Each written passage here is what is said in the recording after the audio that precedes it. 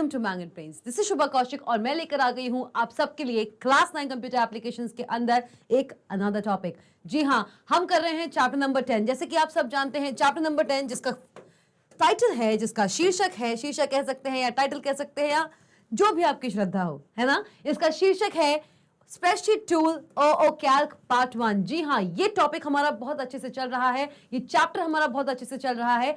आज बारी है इस चैप्टर के एक अनदर एक्साइटिंग टॉपिक की। वो टॉपिक क्या है? Self referencing in worksheets. हमने जाना कि वर्कशीट क्या होती है, उससे पहले हमने ये जाना कि एक पर्टिकुलर ओ कैल्क सॉफ्टवेयर के अंदर एक रो क्या होता है, एक कॉलम क्या होता है, एक सेल क्या होता है।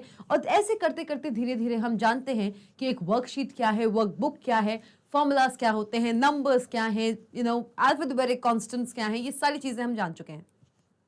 अब बारी है किसकी? सेल रेफरेंसिंग की। सेल रेफरेंसिंग बहुत ही इंपॉर्टेंट टॉपिक है आपकी वर्कशीट के अंदर। किसी भी कैल्क सॉफ्टवेयर के अंदर जो सेल रेफरेंसिंग होता है वो बहुत ही इंपॉर्टेंट टॉपिक होता है। तो आइए जानते हैं कि सेल रेफरेंसिंग होती क्या है। हम सब जानते हैं कि सेल क्या है। Cell is a combination of row and a column. और अगर आप नहीं जानते हैं कि सेल क्या है तो वापस जाइए मेरे वीडियोस पे। जी हाँ, चैप्टर नंबर 10 की एक पूरी प्लेलिस्ट बनकर तैयार हो रही है। उस पर्टिकुलर प्लेलिस्ट में जो मेरे प्रीवियस चैप्टर्स हैं या मेरे जो प्रीवियस टॉपिक्स हैं इस चैप्टर के अंदर, उन सारे टॉपिक्स को आप रेफर कर सकते हैं वापस जाके उन पर्टिकुलर टॉपिक्स पे। तो सोचना नहीं है, वीडियो को यहाँ पे पॉज कीजिए, वापस जाइए मेरे प्रीवियस क्लासेस में। उन क्लासेस में आप समझेंगे कि एक सेल क्या है। और अगर आप जानते हैं कि सेल क्या है तो आप इस पर्टिकुलर सेशन में कंटिन्यू कर सकते हैं। जी हाँ, जो नहीं जानते हैं कि सेल क्या है, रो क्या है, कॉलम क्या है, वर्कशीट क्या है, तो आपको वापस जाना है उन पर्टिकुलर सेशंस में, लेकिन वापस यहां भी आना है। जी, तो चलिए शुरुआत करते हैं। आज की क्लास को हम शुरू करते हैं। आज का हमारा टॉपिक है self referencing in worksheets. Chapter number 10 चल रहा है धड़ाधड़, that is spreadsheet tool O calc का पार्ट 1। तो मतलब ये देख सकते हो ना आप कि आपका जो कैल्क सॉफ्टवेयर है वो अपने आप में ही कितना वास्ट है कि इसको कंप्यूटर एप्लीकेशन सब्जेक्ट के अंदर 2 चैप्टर्स में तोड़ा गया। चलो, अब होती क्या है cell referencing? Each cell in the worksheet has a unique address. जैसे कि हम सब जानते हैं कि हर एक सेल का एक वर्कशीट के अंदर एक यूनिक एड्रेस होता है। ये बात हम सब के सब जानते हैं। हर एक सेल का वर्कशीट के अंदर एक होता है यूनिक एड्रेस। और हो भी क्यों ना, क्यों? क्योंकि सेल होता है क्या? अगर सेल का पूछा जाए ना आपसे, अगर आपसे ये पूछ लिया जाए कि सेल क्या होता है, तो cell can be considered as the intersection. क्या क्या कंसिडर किया जाता है? A cell is the intersection of किन किन चीजों का इंटरसेक्शन है भैया? किन किन चीजों का इंटरसेक्शन है? सेल इंटरसेक्शन होता है रो का एंड कॉलम्स का। चलिए, ये बात हम सब समझ गए। एक सेल जितनी भी वर्कशीट्स हैं, जितनी भी वर्कशीट है जिसमें जितनी भी रोज एंड कॉलम्स हैं, उन सारे रोज एंड सारे कॉलम्स का जहां इंटरसेक्शन होता है तो वहां एक सेल बन जाता है। और क्योंकि एक पर्टिकुलर वर्कशीट में there can be various cells, एक वर्कशीट में बहुत सारे सेल्स हो सकते हैं, तो हर एक सेल को एक यूनिक एड्रेस प्रोवाइड किया जाता है। और कौन बता सकता है मुझे कि एक सेल को एक वर्कशीट के अंदर, कैल्क सॉफ्टवेयर में वर्कशीट के अंदर एक सेल को एक यूनिक एड्रेस कैसे देते हैं हम? क्या आप जानते हैं? जी हाँ, मैं जानती हूं कि आप जानते हैं। क्यों? क्योंकि आपने मेरे प्रीवियस सेशंस फॉलो किए हैं। लेकिन अगर आप नहीं जानते हैं, आप हमारे चैनल पे न्यू हैं, तो मैं फिर से बोलती हूं, पॉज कीजिए इस वीडियो को और वापस जाइए मेरे प्रीवियस वीडियोस पे। चलिए देखते हैं कि सेल का एड्रेस हम कैसे देते हैं। एक सेल को एड्रेस दिया जाता है, एक सेल को एड्रेस दिया जाता है with the column letter and the row number. एक कॉलम और एक रो, वो कौन सा कॉलम है एक वर्कशीट के अंदर और वो कौन सा रो है एक वर्कशीट के अंदर, जिनके इंटरसेक्शन से एक सेल बना। The column letter and the row number, वो कौन सा रो नंबर है, वो कौन सा कॉलम लेटर है जिसके इंटरसेक्शन से एक सेल बना। तो दोनों जब साथ में आते हैं, that is column and row, column letter and row number. क्या होगा? क्या होगा? Column letter and row number. जो कॉलम का लेटर होता है वो column letter and row number, column का लेटर एंड रो का नंबर, ये बनाता है एक सेल का एड्रेस। क्या बनाता है? ये एक सेल का, एक कैल्क सॉफ्टवेयर के अंदर, वर्कशीट के अंदर एक सेल का एड्रेस अगर आपसे पूछ लिया जाए तो होगा आपका column letter and row number. For example, अगर मैं एग्जाम्पल की बात करूं, एग्जाम्पल की बात कर लेते हैं। अगर मैंने आपसे कहा C8, मैंने कहा सेल C8, मैंने क्या कहा, मैंने कहा सेल C8। इसका मतलब क्या है, this is the unique address of cell C8। ये बताता है, ये बताता है, ये बताता है थर्ड कॉलम। ये क्या बताता है, ये बताता है आपका कि आपकी वर्कशीट में, आपकी वर्कशीट का, आपके वर्कशीट का C8 या C5 कर लीजिए, चलिए, आपकी वर्कशीट का, जी हां, आपकी वर्कशीट का थर्ड कॉलम एंड आपकी वर्कशीट का कौन सा row, third column and fifth row, क्या बताता है, third column and fifth row. तो ये होता है एक यूनिक सेल का एड्रेस। एक सेल का यूनिक एड्रेस मतलब the column letter and the row number बनाता है किसी भी सेल का एड्रेस। चलो, this address is formed by combining intersecting columns and rows. वही आ रहा है, कॉलम आएगा पहले फिर आएगा रो। कॉलम को जो लेटर मिला हुआ है, क्या लेटर था यहाँ पे, सी, और रो को जो नंबर मिला हुआ है, रो नंबर क्या था हमारा, 5। तो एक सेल एक वर्कशीट के अंदर जिसका एड्रेस है C5 क्या होता है, वो सेल जो इंटरसेक्शन है किस कॉलम का, सी कॉलम का एंड रो 5 का, तो वो है आपका एक सेल। चलिए, this is the address of cell. ये क्या है, ये एक सेल का एड्रेस है। This is the address of cell, cell address, ये किसी भी सेल का एड्रेस है। चलो, चलिए ठीक। A cell address referred in formula determines how that cell will be referenced during the calculation. एक फॉर्मूला के अंदर, अब ये फॉर्मूला क्या होता है, अगर आप जानते हैं फॉर्मूला क्या होता है तो बहुत अच्छी बात है, अगर नहीं जानते हैं तो फिर से बोलती हूं मैं, वापस जाइए मेरे वीडियोस पे जहां हमने पढ़ा था वर्किंग विथ फॉर्मूलाज, फॉर्मूला कैसे क्रिएट होता है, फॉर्मूला इतने इंपॉर्टेंट क्यों होते हैं और क्या क्या ऑपरेशंस आप परफॉर्म कर सकते हो एक फॉर्मूला के अंदर, ये सारी चीजें हम पढ़ चुके हैं। फॉर्मूला क्या होता है, मैंने आपसे क्या बोला, a cell address referred in formula. एक फॉर्मूला के अंदर जो सेल एड्रेस रेफर होता है, एक फॉर्मूला के अंदर जहां पे सेल एड्रेस रेफर होता है उसको आप डिटरमाइन कर सकते हो। The cell address referred in formula determine करता है how that cell will be referenced during the calculation. मतलब कि एक फॉर्मूला के अंदर जो सेल एड्रेस आप देते हो, कोई भी सेल एड्रेस दे सकते हो एक फॉर्मूला के अंदर, you can give multiple cell addresses, अलग अलग सेल एड्रेसेस आप दे सकते हो। जैसे कि एक सेल एड्रेस आप यह देख रहे हो, ऐसे ही ना जाने C5 जैसे ना जाने कितने ही ऐसे सेल एड्रेसेस होंगे जो आप एक फॉर्मूला के अंदर दे सकते हो और उनके बीच में कोई भी ऑपरेशन परफॉर्म कर सकते हो। Cell addresses and the operators combiningly makes up a formula. एक फॉर्मूला में आपका इक्वल्स टू साइन होता है, सेल एड्रेसेस होते हैं और बहुत सारे ऑपरेटर्स होते हैं, वो साथ में मिलकर एक फॉर्मूला बनाते हैं। ये बात हम सब जानते हैं, ये बात हम सब जानते हैं कि फॉर्मूला कॉम्बिनेशन होता है किसका। A formula can be a combination of, a formula can be a combination of various things. एक फॉर्मूला में बहुत सी चीजें हो सकती हैं, एक फॉर्मूला में बहुत सी चीजें हो सकती हैं। क्या क्या हो सकता है, क्या क्या हो सकता है, सेल एड्रेसेस, या टू बी मोर प्रॉपर सबसे पहले तो आएगा आपका इक्वल्स टू साइन। एक फॉर्मूला हमेशा इक्वल्स टू साइन से जरूर शुरू होगा। अगर मैं कोई भी फॉर्मूला लिखना चाहती हूं अपने वर्कशीट के अंदर, अपने कैल्क सॉफ्टवेयर के वर्कशीट के अंदर, तो वो फॉर्मूला हमेशा हमारा इक्वल्स टू से शुरू होगा। इक्वल्स टू के बाद आएंगे आपके सेल एड्रेसेस। बहुत से सेल एड्रेसेस आप यूज कर सकते हो फॉर रेफरेंस, ठीक है। फिर आप क्या दे सकते हो अपने फॉर्मूला के अंदर, ऑपरेटर्स।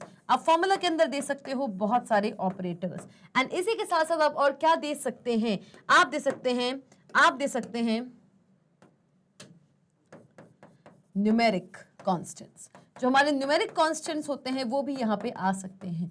तो एक टिपिकल फॉर्मूला क्या क्या कंटेन करता है, एक टिपिकल फॉर्मूला कंटेन करता है equals to cell addresses and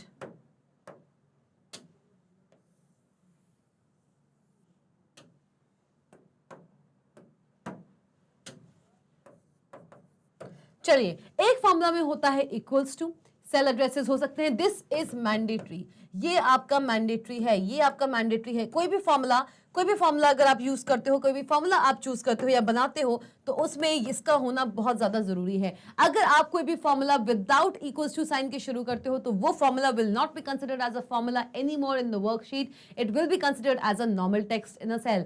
एक वर्कशीट के अंदर, किसी सेल के अंदर अगर आपने कोई भी फॉर्मूला दिया हुआ है, अगर वो फॉर्मूला इक्वल्स टू साइन से शुरू नहीं होता है, अगर वो फॉर्मूला इस इक्वल्स टू साइन से शुरू नहीं होता है, तो वो फॉर्मूला नहीं कंसिडर किया जाएगा। It will be considered as a normal text and a text in a cell, एक नॉर्मल टेक्स्ट की तरह वो कंसिडर कर लिया जाएगा। तो एक फॉर्मूला जब भी हम एक वर्कशीट में देते हैं तो वो हमेशा इक्वल्स टू साइन से शुरू होना चाहिए। फिर आपके फॉर्मूले में हो सकते हैं बहुत सारे सेल एड्रेसेस। फॉर एग्जाम्पल देख लीजिए, आप बहुत सारे सेल एड्रेसेस आप दे सकते हो, कैसे D7, F8, G5 एटसेट्रा, और न जाने कितने ही ऐसे आप कितने ही ऐसे आप सेल एड्रेसेस का एग्जांपल दे सकते हो। ये सारे के सारे सेल एड्रेसेस आप यूज कर सकते हो in a single formula. Operators, इन सारे सेल एड्रेसेस के बीच में क्या ऑपरेशन परफॉर्म होगा, whether it's addition, subtraction, division, multiplication या लॉजिकल, कोई भी ऑपरेशन हो वो बताते हैं आपके ऑपरेटर्स।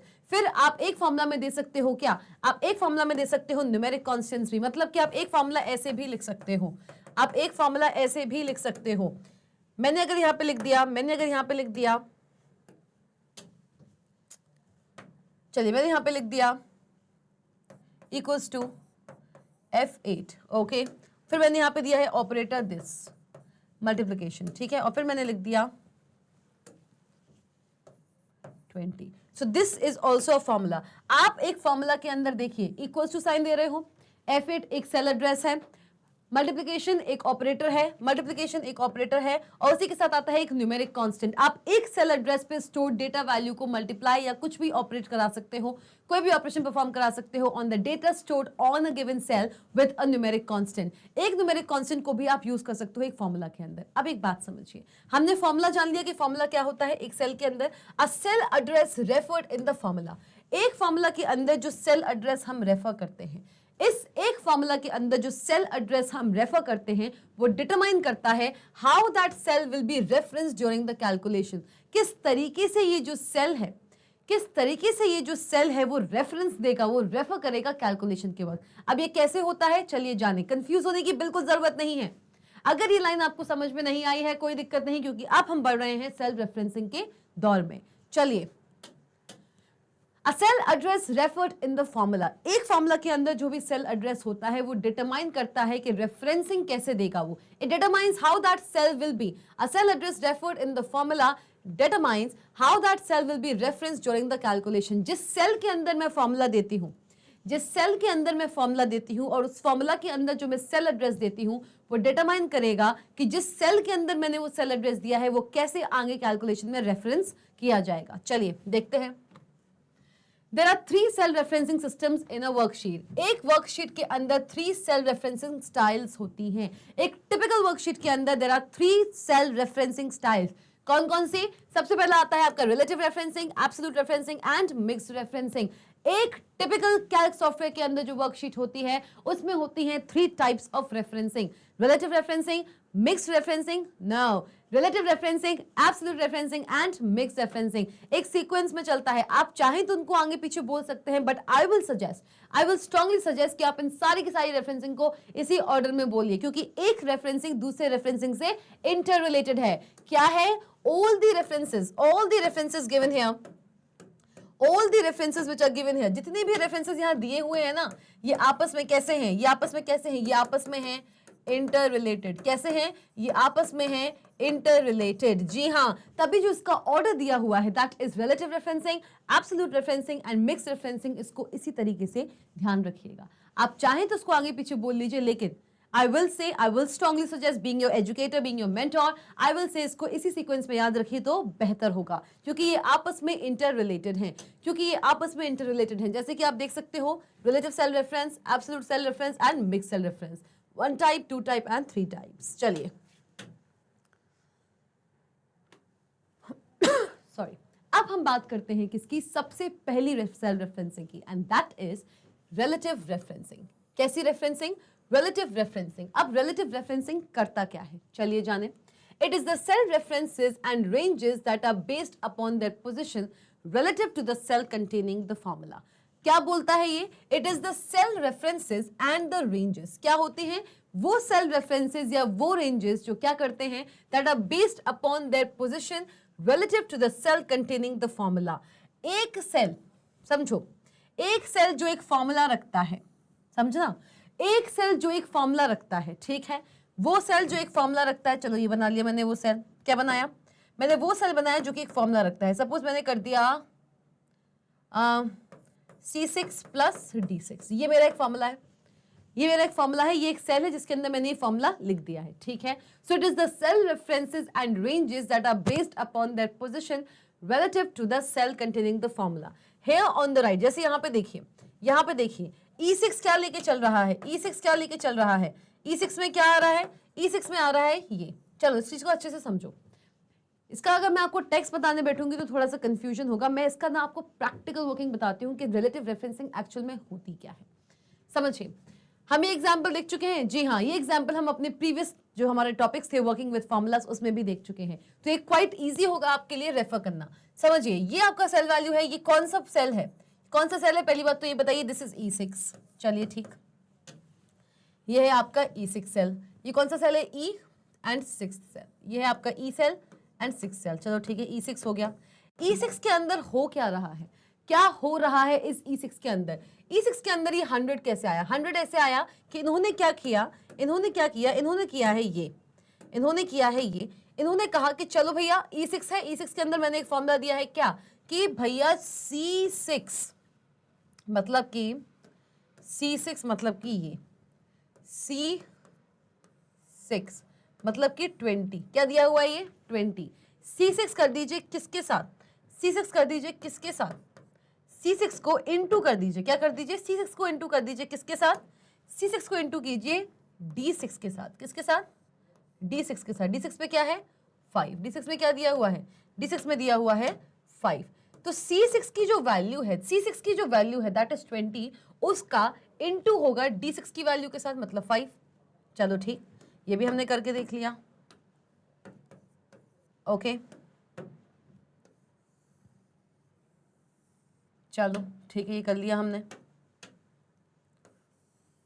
अब एक बात समझो, तो E6 के अंदर क्या आ जाएगा, E6 के अंदर आएगा C6 into D6, that means 20 into 5, तो आंसर क्या आएगा 100, 5 to the 10, 100, 20 इंटू 5 क्या आया 100। तो ये हमने दिया था E6 सेल के लिए, ठीक है। अब एक बात समझिए, ये जब मैंने E6 सेल के लिए दिया, मैं चाहती हूं कि ये जो सेम फॉर्मूला है, वो हर एक सेल में, इस कॉलम के हर एक सेल में कॉपी हो जाए। मतलब कि 20 इंटू 5 100 हो जाए, 35 इंटू कुछ अगर दिया हुआ तो वो हो जाए, और अगर 15 इंटू समथिंग कुछ दिया है तो वो हो जाए, ठीक है। ये मैं चाहती हूं, तो ये हम कैसे कर सकते हैं, चलिए जाने। ये कॉन्टेक्स्ट आपने देख लिया कि हम क्या चाहते हैं, हम चाहते हैं कि इसके अंदर जो दिया हुआ था C6 इंटू D6, तो यहाँ पे क्या होना चाहिए, यहाँ पे होना चाहिए C7 इंटू D7, ये हो जाए आपका C7 इंटू D7, और ये हो जाए आपका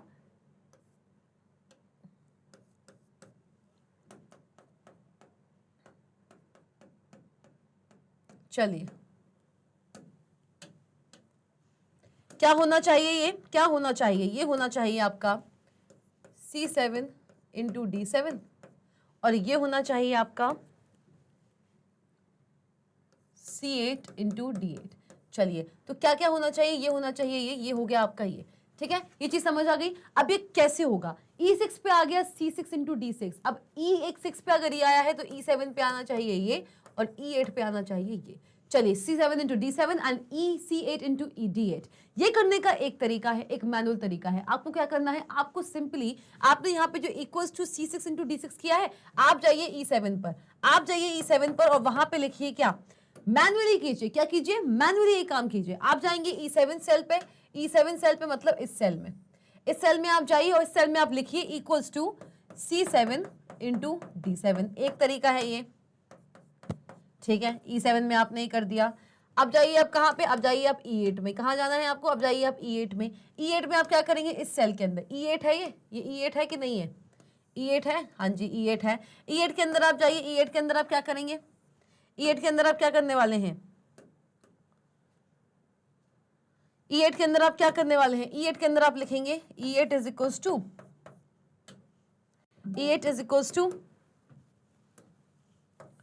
C8 इंटू D8, ये कर लीजिए। चलिए, ये एक तरीका है, this is one way of doing all these things. आप चाहते हो कि इन दोनों का मल्टीप्लिकेशन इस पे आ जाए, इन दोनों का मल्टीप्लिकेशन इस पे आ जाए, इन दोनों का मल्टीप्लिकेशन इस पे आ जाए। चलिए ठीक है, ये हम कर सकते हैं मैनुअली, कोई समस्या की बात नहीं है। लेकिन ये तो है कुछ limited number of values in the given column. अगर मेरे पास 100 वैल्यूज की कोई कॉलम है, और मुझे 100 की 100 वैल्यूज में अगर ये सेम फॉर्मूला अप्लाई करना है, तो उसके लिए क्या ये चीज फीजिबल है? क्या ये चीज फीजिबल है? हर एक सेल पे जाके उसका फॉर्मूला अलग से देना, क्या ये चीज फीजिबल है? बिल्कुल बताइए कमेंट सेक्शन में, बिल्कुल कमेंट सेक्शन में जाइए और बताइए मुझे क्या ये चीज फीजिबल है। ये तो 3 एंट्रीज थी, तो मैंने अलग अलग सेल में जाके ये फॉर्मूले यहाँ पे लिख दिए, तो ये चीज हो गया।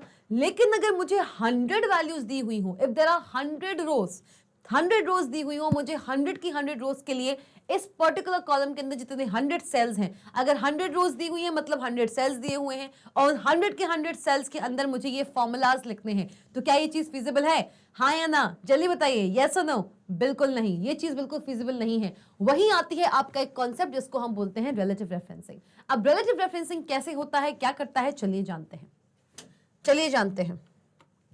This formula is interpreted in terms of positions of cells C6 and D6. हमारा फॉर्मूला क्या था? Related to the cell E6. क्या हुआ? हमारा फॉर्मूला क्या था? फॉर्मूला यहाँ पे लिख लेते हैं। हमारा फॉर्मूला था E6 is equals to, हमारा ओरिजिनल फॉर्मूला था D6, हमारा ओरिजिनल फॉर्मूला था E6 is equals to C6 into D6, यही था। ये हमारा ओरिजिनल फॉर्मूला था जो हमने किसमें किया था? E6 सेल के अंदर। E6 सेल के अंदर हमने दिया है equals to D6 into D6, C6 into D6। इसको ऐसे लिख लीजिए, बेहतर होगा, C6 इंटू D6। किस सेल के अंदर है ये? किस सेल के अंदर हो रहा है? ये हो रहा है आपका किस सेल के अंदर? ये है आपका E6 सेल का फॉर्मूला, ठीक है, ये है आपका E6 सेल का फॉर्मूला। चलो ठीक है। Formula in E6 is interpreted internally as, अभी जो E6 का फॉर्मूला है, this formula is interpreted in terms of positions of cells. C6 की पोजीशन क्या है, D6 की पोजीशन क्या है, which is relative to the cell E6। E6 से रिलेटिव है, मतलब कि अगर मैं ऐसे बना रही हूं, जहां पे मैंने दिए हुए हैं 3 कॉलम्स, क्या दिए हुए हैं? मैंने दिए हुए हैं CDE, और ये है आपका 6th रो। कौन सी रो है? 6th रो है। अगर ये 25 था और अगर ये 2 था, या फिर ये आपका 50 था, ये आपका 2 था, राइट? तो आपका आंसर क्या हुआ? आपका आंसर हुआ यहाँ पे 100। तो ये जो E6 निकल के आया है, जो E6 पे आया है 100, ये कैसे आया है? ये आया है आपका C6 इंटू D6, और जो C6 और D6 थे, ये जो C6 थे और जो D6 थे, वो क्या थे? वो रिलेटिव थे किसके? E6 के। That is C6 and D6। जो C6 एंड D6 हैं, दीज आर रिलेटिव। क्या है? ये रिलेटिव हैं किसके? दीज आर रिलेटिव टू, किसके रिलेटिव हैं? These are relative to E6। चलो ये चीज समझो, okay. Formula in E6 is interpreted internally as the product of cell value, which is 2 cells to the left of the current cell E6, that is C6, with cell value which is 1 cell to the left of E6। मतलब कि E6 का जो formula दिया हुआ है, C6 into D6, उसका मतलब क्या है? इंटरनली इस फॉर्मूले को कैसे देखा जा रहा है? इंटरनली इस फॉर्मूले को ऐसे देखा जा रहा है कि जो हमारा E6 सेल है, हमारा जो E6 सेल है, इंटरनली इस पर्टिकुलर फॉर्मूले को, जो फॉर्मूला दिया हुआ है ना E6 के अंदर, formula in E6 that is equals to C6 into D6, ये फॉर्मूला है।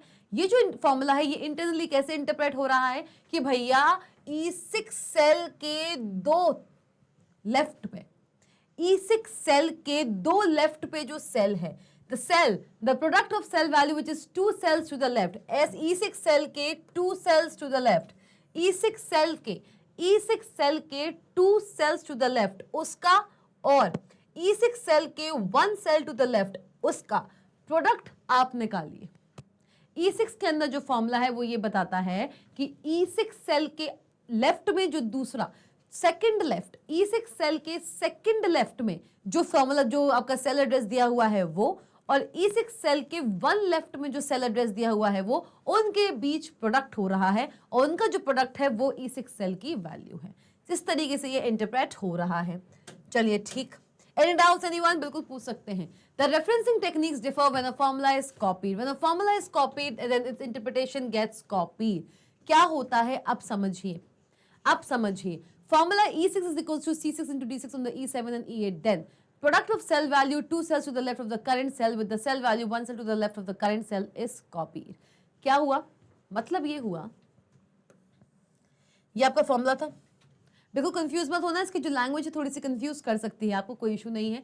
The referencing techniques differ when a formula is copied. आपका एक फॉर्मूला जब आप एक सेल से दूसरे सेल में कॉपी करते हैं, हमारा ओरिजिनल टेबल क्या था, यहाँ पे देखो जल्दी से, ये हमारी ओरिजिनल टेबल थी, ये हमारी ओरिजिनल टेबल थी, ठीक है। अब इसके अंदर फॉर्मूला क्या दिया हुआ है, इसके अंदर फॉर्मूला है C6 इंटू D6, ये फॉर्मूला दिया हुआ है, जी हाँ, C6 इंटू D6 ये फॉर्मूला दिया हुआ है। जब मैं इस फॉर्मूले को इन दोनों सेल्स में कॉपी करूंगी, किस सेल में, मुझे यही रेफरेंसिंग किस किस में चाहिए, मुझे यही रेफरेंसिंग किस किस में चाहिए, इस सेल में भी चाहिए और इस सेल में भी चाहिए। क्यों, इसलिए क्योंकि मैं चाहती हूँ कि 20 इंटू 5 जैसे 100 हुआ है ना, ऐसे 35 इंटू 4 हो तो यहाँ पे कुछ वैल्यू आए, 15 इंटू 6 हो तो यहाँ पे कुछ वैल्यू है। मैंने ऐसे लिख दिए ये वैल्यूज, ठीक है। तो मैं क्या करूंगी, मैंने इस सेल के अंदर जो फॉर्मूला दिया हुआ है that is C6 into D6, उसको कॉपी करूंगी मैं इस सेल के अंदर भी और इस सेल के अंदर भी। क्या किया मैंने, इस पर्टिकुलर फॉर्मूले को मैंने इस सेल में भी कॉपी किया, मैंने इस सेल में भी कॉपी किया। तो जब मैंने इसको इस सेल में कॉपी किया तो होगा क्या, जब मैंने इस पर्टिकुलर फॉर्मूले को C6 इंटू D6 फॉर्मूले को जो उसके रिमेनिंग सेल्स हैं, जो उसकी डाउन में जो सेल्स हैं उनमें कॉपी किया तो हुआ क्या, चलिए देखिए। When a formula is copied, then its interpretation gets copied. क्या कॉपी होता है, जब कोई भी एक फॉर्मूला कॉपी होता है from one cell to the other cell. जब भी किसी एक सेल का फॉर्मूला आप दूसरे सेल में कॉपी करते हैं तो अकेला वो फॉर्मूला ही कॉपी नहीं होता है, जिस तरीके से वो इंटरप्रेट किया गया, जिस तरीके से वो समझा गया। मैंने क्या आपको बताया था कि E6 इज इक्वल्स टू, किस तरीके से समझा गया है, E6 इज इक्वल्स टू, किस तरीके से समझा गया है E6, that is C6 into D6। किस तरीके से समझा गया है, E6 is equals to C6 into D6, ये समझा गया है। E6 सेल के अंदर जो फॉर्मूला दिया हुआ है उसको किस तरीके से समझा गया, उसका इंटरप्रिटेशन क्या है, उसका इंटरप्रिटेशन कह लीजिए या फिर कह लीजिए अंडरस्टैंडिंग, क्या कह लीजिए, इस पर्टिकुलर फॉर्मूले को किस तरीके से समझा गया है ये बताता है उसका इंटरप्रिटेशन। अंडरस्टैंडिंग, किस तरीके से इस फॉर्मूले को अंडरस्टैंड किया गया है, इस फॉर्मूले को किस तरीके से अंडरस्टैंड किया गया कि भैया E6 वैल्यू जो है, E6 जो सेल है उसके अंदर जो वैल्यू आ रही है वो एक्चुअल में क्या है, वो E6 सेल के सेकंड लेफ्ट पे, E6 सेल के सेकंड लेफ्ट पे दैट इज C6 सेल पे जो एड्रेस है, C6 सेल एड्रेस है उसकी वैल्यू, E6 सेल के सेकंड टू द लेफ्ट में जो C6 सेल है उसकी वैल्यू, और E6 सेल के वन लेफ्ट में जो D6 है उसकी वैल्यू का प्रोडक्ट, वो आ रहा है आपकी E6 के अंदर। तो ये है इसका इंटरप्रिटेशन। तो जब भी आप किसी फॉर्मूला को कॉपी करते हैं from one cell to another, तो सिर्फ और सिर्फ वो फॉर्मूला ही कॉपी नहीं होता है, उसके अंदर जो इंटरप्रिटेशन दिया हुआ है, जो अंडरस्टैंडिंग दी हुई है वो भी कॉपी होती है। मतलब कि अगर हम इस फॉर्मूले की बात करें जो कि हमारा बेसिक फॉर्मूला था, अगर मैं इस फॉर्मूले को कॉपी करूं on the cell E7 and E8, जो मैं अभी आपको बता चुकी हूं, E6 का हमने फॉर्मूला दिया है C6 इंटू D6, इस फॉर्मूले को कितने फॉर्मूले को, इतने फॉर्मूले को अगर मैं कॉपी करती हूं, I am copying this formula to E7, मैंने कॉपी किया इस फॉर्मूले को to E7 and also I am also copying the same formula to E8। मैंने इसी फॉर्मूले को E7 में भी कॉपी किया और E8 में भी कॉपी किया। ओरिजिनली किस सेल एड्रेस का फॉर्मूला था, E6 सेल एड्रेस का फॉर्मूला था, जिसको मैंने E7 सेल में भी कॉपी किया और E8 सेल में भी कॉपी किया। तो होगा क्या, product of cell value two cells to the left of current cell with the cell value one cell to the left of current cell is copied। मतलब क्या हुआ, मतलब सिर्फ इतना सा हुआ है कि आपको इसमें सोचने की ज्यादा जरूरत नहीं है, सिर्फ इतना समझो कि ये E दिया हुआ था, ये 6 दिया हुआ था, ये 7 दिया हुआ है, ये 8 दिया हुआ है। उस बड़ी सी टेबल में मैंने क्या बनाया, एक छोटा सा मैंने उसका पोर्शन यहाँ पे आपको बना के दिखा दिया है। इसके अंदर फॉर्मूला क्या था, इसके अंदर फॉर्मूला था आपका C6 इंटू D6। मैंने जैसे ही इस फॉर्मूला को कॉपी किया, मैंने जैसे ही इसको फॉर्मूला को कॉपी किया, कहाँ पे, मैंने पहले इस फॉर्मूला को कॉपी किया यहाँ पे, मैंने जैसे इस फॉर्मूला को यहाँ पे कॉपी किया, as soon as I copied this formula to the next cell that is E7, मैंने जैसे ही, ये है आपका E6, ये है आपका E7 और ये है आपका E8, यही होगा। चलो, तो जैसे ही मैंने इस फॉर्मूला को कॉपी किया, किसके अंदर, कॉपीड, इसके अंदर कॉपी किया, तो क्या हुआ, सिर्फ और सिर्फ ये फॉर्मूला कॉपी नहीं हुआ बल्कि इसका इंटरप्रिटेशन भी कॉपी हुआ। दैट मींस अब ये फॉर्मूला जब मैंने यहाँ पे कॉपी किया है तो ये हो जाएगा आपका कितना, कितना हो जाएगा भाई, कितना हो जाएगा, ये हो जाएगा आपका, ये हो जाएगा आपका C6 इंटू D6 था, तो अब यहाँ पे अगर आपने इसको कॉपी किया तो ये हो जाएगा आपका C7 इंटू D7। ऑटोमेटिकली जो कॉलम है वो तो एज इट इज कॉपी होंगे। जो कॉलम दिए हुए हैं, सी कॉलम है तो सी कॉलम कॉपी होगा, डी कॉलम दिया हुआ है तो डी कॉलम कॉपी होगा। लेकिन जिस पर्टिकुलर सेल के अंदर आप इस फॉर्मूला को कॉपी कर रहे हो, उस सेल के सेकंड टू द लेफ्ट में जो आपका सेल एड्रेस है दैट इज C7, उस सेल के E7 के सेकंड 1 टू द लेफ्ट पे जो सेल एड्रेस है दैट इज D7, वो कॉपी होगा। ये चीज क्लियर हुई? कमेंट सेक्शन में बताइए अगर ये चीज आपको क्लियर नहीं हुई है। एक्चुअल में आप किसी भी सेल एड्रेस का अगर फॉर्मूला कॉपी करते हैं और उसे किसी अदर सेल में पेस्ट करते हैं तो सिर्फ और सिर्फ वो फॉर्मूला ही कॉपी नहीं होता है, जिस तरीके से उस सेल के अंदर उस फॉर्मूले को इंटरप्रेट किया गया था, अंडरस्टैंड किया गया था, उसी तरीके से नेक्स्ट जगह जहां पे उस डेस्टिनेशन प्लेस जहां पे हम उस फॉर्मूला को कॉपी कर रहे हैं, उस पर्टिकुलर सेल के कंटेक्स्ट में, अब हम किस सेल के अंदर हैं? E7 सेल के अंदर हैं, तो इस E7 सेल के कंटेक्स्ट में जो सेकंड टू द लेफ्ट दिया हुआ सेल एड्रेस है वो कॉपी होगा, उसके 1 टू द लेफ्ट जो सेल एड्रेस है वो कॉपी होगा, और उन दोनों के बीच में होगा मल्टीप्लिकेशन। सिमिलरली जब आपने इसी फॉर्मूला को कॉपी किया है किसमें? आपने जब इस फॉर्मूला को कॉपी किया है किसमें? आप चाहें तो इस फॉर्मूला को कॉपी करके यहां कर दीजिए, या फिर इस फॉर्मूले को भी आप कॉपी करके यहां पेस्ट कर सकते हैं।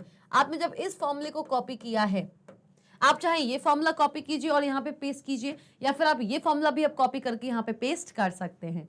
चलिए, तो इसको जब आपने कॉपी किया तो क्या होगा इक्वल्स टू, अब हम किस सेल के अंदर हैं? हम किस सेल के अंदर हैं भाई साहब? किस सेल के अंदर हैं हम हैं अब किस सेल के अंदर? E8 के अंदर। तो E8 के रिलेटिव सबसे पहला सेल कौन सा आएगा? जल्दी से बता दो कमेंट सेक्शन में, जल्दी से बता दो। ठीक है, तो ये होगा, मतलब कि हमारा जो करंट सेल है, product of cell value of two cells to the left of the current cell. जिस करंट सेल में आप कॉपी कर रहे हो, जिस करंट सेल के अंदर आप कॉपी कर रहे हो, उसके 2 cells to the left, product of the cell value 2 cells of the left of the current value with the cell value 1 cell to the left, मतलब D8 of current cell। आपके current cell के relation में, आपके current cell that is E8 के relative में जो 2 cells to the left आपके पास column दिया हुआ है उसका सेल वैल्यू, जो 1 cell to the left जो आपको कॉलम दिया, जो सेल दिया हुआ है उसकी वैल्यू के बीच में प्रोडक्ट। ये चीज क्लियर हुई? This is known as relative referencing. क्या कहलाती है? ये कहलाती है अब आपकी एक रिलेटिव रेफरेंसिंग। ये चीज क्लियर हुई है? क्या कहलाती है आपकी रिलेटिव रेफरेंसिंग? ओके, मतलब कि अब यहां पे बात क्या हो रही है? बात ये हो रही है कि अब आपको हर एक जगह जाके इंडिविजुअली हर सेल के लिए अलग अलग उसके रिस्पेक्ट में जो सेल वैल्यूज दी हुई हैं, जो सेल एड्रेस दी हुई है, वहां पे फॉर्मूला देने की जरूरत नहीं है। You can simply copy a formula of a given cell और उसको एंटायर जितने नंबर ऑफ सेल्स में, आप एक कॉलम के अंदर जितने नंबर ऑफ सेल्स में उस फॉर्मूला को कॉपी करना चाहते हैं आप उसे कॉपी कर सकते हैं। हर एक सेल के अंदर जो उसका रिलेटिव सेल एड्रेस है, हर सेल एड्रेस के अंदर, हर एक सेल के अंदर जहां पे हम फॉर्मूला कॉपी कर रहे हैं, उसका जो रिलेटिव करंट सेल के रिलेटिव में जो सेल एड्रेसेस दिए हुए हैं वो ऑटोमेटिकली उसको इंटरप्रेट कर लेगा। सो ऐसे मैं 100 क्या 1000 नंबर ऑफ डेटा वैल्यूज को भी रेफर करा सकती हूँ, उससे फॉर्मूला यूज कर सकती हूँ यूजिंग दैट रिलेटिव रेफरेंस। चलिए, ये चीज क्लियर हुई है कि नहीं? जल्दी बता दो कमेंट सेक्शन में, फटाफट से बता दो मुझे। Formula E7 is equal to C7 into D7 आ गया? वही आया कि नहीं आया? E7 पे अब हो जाएगा C7 into D7 is an exciting example of relative referencing. देखिए, अब यहाँ पे देख सकते हैं, ये है आपका C6 इंटू D6 किसके अंदर? E6 के अंदर। चलो, आ गया E6 के अंदर। अब जैसे ही आपने इसको कॉपी किया, कॉपी करके आपने इसको यहां पेस्ट किया। कहां पेस्ट किया? आपने कॉपी करके इस फॉर्मूले को कॉपी करके यहां पे पेस्ट किया। तो जब यहां पे पेस्ट हुआ तो हुआ क्या? ऑटोमेटिकली C7 इंटू D7, मतलब अब C7 इंटू D7 मतलब 35 इंटू 2 कितना होता है? 70। कितना आएगा? 70। फिर आएगा आपका, इसको आपने कॉपी किया, यहां पे पेस्ट किया, तो क्या हुआ? इस सेल के दैट इज E8 के रेफरेंस में, ये आपका E8 है। E8 के रेफरेंस में क्या क्या सेल हैं आपकी? है C8, this is C8 15 into D8, that means 15 into 4 कितना हुआ? 60। कितना आएगा ये? 60। तो क्या क्या वैल्यूज होंगी इनकी वैल्यूज क्या क्या आएंगी? जैसे एंटर प्रेस करोगे, this will be 100, this will be 70 and this will be 60. right? So formula copied using relative reference. D6 interpreted as 1 cell to the left of E6. किस तरीके से इंटरप्रेट किया गया है? C6 is interpreted as 2 cells to the left of E6. E6 के respect में जो C6 है उसको इंटरप्रेट किया गया है as the 2 cells to the left of E6 and E6 के रिस्पेक्ट में जो D6 है उसको इंटरप्रेट किया गया है as the 1 cell to the left. I suppose ये चीज आपको क्लियर हुई है. While copying the formula, relative cell addresses automatically gets adjusted. बात वही है कि आप जब भी किसी फॉर्मूले को कॉपी करते हैं टू अनदर सेल तो वहां पे जो रिलेटिव एड्रेसेस हैं, जो रिलेटिव सेल एड्रेसेस हैं वो ऑटोमेटिकली एडजस्ट हो जाते हैं. मतलब मुझे अलग से इस पर्टिकुलर सेल के अंदर जाके C7 इंटू D7 करने की जरूरत नहीं है. मुझे अलग से इस सेल के अंदर जाके C8 इंटू D8 करने की जरूरत नहीं है. मैंने सिंपली कॉपी किया है मेरा C6 इंटू D6. दूसरे वाले सेल में जहां मुझे पेस्ट करना है वहां मैंने उसको पेस्ट किया. ऑटोमेटिकली इस सेल के रिस्पेक्ट में जो भी रिलेटिव सेल एड्रेसेस हैं वो ऑटोमेटिकली एडजस्ट हो जाएंगे with respect to the current cell where the formula is being copied. यही बोल रहा है, वो यही बोल रहा है. क्या बोल रहा है कि relative cell while copying the formula, जब भी आप किसी फॉर्मूला को कॉपी करते हैं, जब भी आप किसी फॉर्मूला को कॉपी करते हैं तो रिलेटिव सेल एड्रेसेस, जो आपके रिलेटिव सेल एड्रेसेस हैं, they automatically gets adjusted with respect to the current cell. जो मैंने आपको बताया था, अगर E7 है तो C7 इंटू D7, अगर E8 है तो C8 इंटू D8, अगर E9 है तो C9 इंटू D9. जो रिलेटिव सेल एड्रेसेस हैं ये क्या है हमारे? C9 D9 क्या है ये है हमारे रिलेटिव सेल एड्रेसेस. ये है हमारे रिलेटिव सेल एड्रेसेस. ये ऑटोमेटिकली क्या हो जाते हैं? एडजस्ट हो जाते हैं. While copying the formula, relative cell addresses automatically gets adjusted with respect to the current cell where the formula is being copied. चलिए, is it clear? जल्दी से बता दो मुझे कमेंट में, जल्दी बता दो, जल्दी से बता दो. Relative referencing, the cell addresses gets adjusted automatically with respect to the current cell during a copying of the formula. जैसे कि आप देख सकते हैं, फिर से वही दिया हुआ है, C6 into D6, C7 into D7 and C8 into D8. चलिए, ओके, जल्दी से बता दीजिए मुझे इस रिलेटिव रेफरेंसिंग में अगर आपको कोई भी डाउट है आप बिल्कुल मुझसे पूछ सकते हैं. जल्दी से बताइए, फटाफट से मुझे बता दीजिए, जल्दी. ओके, तो रिलेटिव रेफरेंसिंग मेरे ख्याल से आप सबको यहाँ पे समझ आ गया है. कोई भी डाउट है, कोई भी प्रॉब्लम है रिलेटिव रेफरेंसिंग को लेके, रिलेटिव क्या होता है, रिलेटिव क्या होता है, रेफरेंस कैसे हो रहा है, कैसे एक सेल में जो वैल्यू है, जो फॉर्मूला दिया हुआ है, जब वो नेक्स्ट सेल में कॉपी होती है तो कैसे उस करंट सेल के रेफरेंस में या फिर रिलेशन में जो आपके सेल्स आते हैं वो कैसे अपडेट हो जाते हैं. ये सब चीजें अगर आपको कंफ्यूजिंग लगती हैं तो बिल्कुल कॉमेंट सेक्शन में बताइए, या फिर आप मेरा पहले से फिर से ये वीडियो एक बार फिर से देखिएगा, आपको ये चीज क्लियर होगी. तब भी अगर आपको कोई डाउट आता है तो आप बिल्कुल कमेंट सेक्शन में जाके इसको पूछ सकते हैं. चलिए अब बढ़ते हैं आगे. रिलेटिव रेफरेंसिंग हमने पढ़ लिया है. अब बारी आती है किसकी? अब बारी आती है आपकी एब्सोल्यूट रेफरेंसिंग की. किसकी बारी आती है? अब आपकी बारी आती है एब्सोल्यूट रेफरेंसिंग की. एब्सोल्यूट रेफरेंसिंग क्या होता है? रिलेटिव रेफरेंसिंग, जैसे कि हमने जाना कि किसी भी एक सेल के फॉर्मूला को अगर हम कॉपी करते हैं और किसी अदर सेल में अगर पेस्ट करते हैं तो उस करंट सेल जहां पे मैंने उस फॉर्मूला को कॉपी किया हुआ है उस करंट सेल के रेफरेंस में जो सेल एड्रेसेस दिए हुए हैं वो अपने आप अपडेट हो जाते हैं, अपने आप ऑटोमेटिकली अपडेट हो जाते हैं. अब बात करेंगे एब्सोल्यूट रेफरेंसिंग की. एब्सोल्यूट रेफरेंसिंग क्या होता है? एब्सोल्यूट रेफरेंसिंग क्या होता है? References are not changed when we copy a formula to a different cell. Absolute referencing क्या बोलता है कि अगर आप किसी भी सेल के फॉर्मूला को, एब्सोल्यूट रेफरेंसिंग बोलता है कि अगर आप किसी भी सेल के फॉर्मूला को किसी अदर सेल में पेस्ट करते हो तो उस सेल के अकॉर्डिंग जो रिलेटिव सेल एड्रेसेस हैं वो चेंज नहीं होंगे. मतलब कि अगर मैंने ऐसा लिखा है कि E6 इज इक्वल्स टू, अगर मैंने ऐसा लिखा है कि E6 का जो सेल था, E6 का जो सेल था, जो E6 सेल था और जो E7 सेल था, लेके चलें, चलो इसको लेके चल लेते हैं, E6 एंड E7. तो E6 सेल पे, E6 सेल पे, ठीक है, E6 सेल पे जो फॉर्मूला था, क्या फॉर्मूला था? The formula was C6 into D6. तो जब मैं इस फॉर्मूला को कॉपी करती हूं, जब मैं इस फॉर्मूला को कॉपी करती हूं और पेस्ट करती हूं, जब मैं इस फॉर्मूला को कॉपी करती हूं और पेस्ट करती हूं ऑन E7, ये है आपका E6, ये क्या है?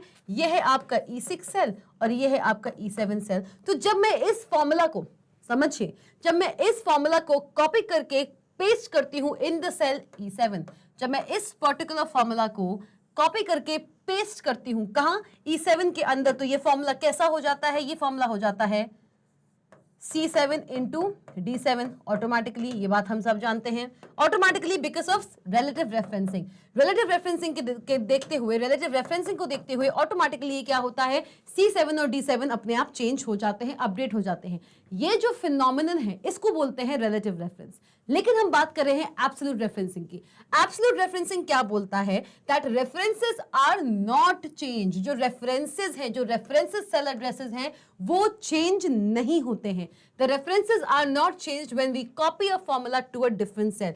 जब एक फॉर्मूला को एक डिफरेंट सेल के, एक टिपिकल सेल के फॉर्मूला को जब मैं डिफरेंट सेल पे कॉपी करती हूं, तो इसमें जो सेल रेफरेंसेस दिए हुए हैं, जो सेल एड्रेसेस रेफरेंसेस दिए हुए हैं, कौन कौन से सेल एड्रेस रेफरेंसेस हैं यहाँ पे, C6 एंड D6। तो जब नेक्स्ट जो हमारा सेल है दैट इज E7, जब ये फॉर्मूला इस पर्टिकुलर सेल में कॉपी होगा तो C6 C7 में कन्वर्ट नहीं होगा और D6 D7 में कन्वर्ट नहीं होगा। That means they will remain the same. वो क्या करेंगे, they will remain the same. C6 और D6 एक सा ही रहेगा।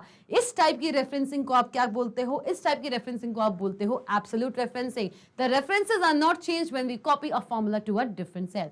Creating an absolute cell reference. अब ऐसा एब्सोल्यूट सेल रेफरेंस आप कैसे क्रिएट कर सकते हो, याद रखना, जब भी आप किसी भी वर्कशीट में काम कर रहे हो और कोई भी रेफरेंसिंग आप करने की कोशिश करोगे तो बाय डिफॉल्ट जो रेफरेंसिंग होती है दैट इज रिलेटिव रेफरेंसिंग। मतलब कि अगर आपने किसी भी सेल के फॉर्मूला को अगर कॉपी किया है टू अनदर सेल, तो उस सेल के रेफरेंस में जो सेल एड्रेसेस हैं वो ऑटोमेटिकली अपडेट हो जाएंगे। ये बाय डिफॉल्ट होता है एक वर्कशीट के अंदर, याद रखना इस चीज को। लेकिन अगर आप ऐसा कराना चाहते हो कि आप अपने उस फॉर्मूला को एज इट इज किसी अदर डेस्टिनेशन सेल में कॉपी कराना चाहते हो, ना कि उसके सेल एड्रेसेस, रेफरेंसेस जो सेल एड्रेसेस हैं वो अपडेट हो, एज इट इज वही का वही फॉर्मूला वो कॉपी हो जाए, तो इसको बोलते हैं एब्सोल्यूट रेफरेंसिंग। अब एब्सोल्यूट रेफरेंसिंग आप कर कैसे सकते हो, याद रखो एक बात, पहली बात तो ये है कि आपको याद रखनी है कि वर्कशीट बाय डिफॉल्ट, किसी भी वर्कशीट में बाय डिफॉल्ट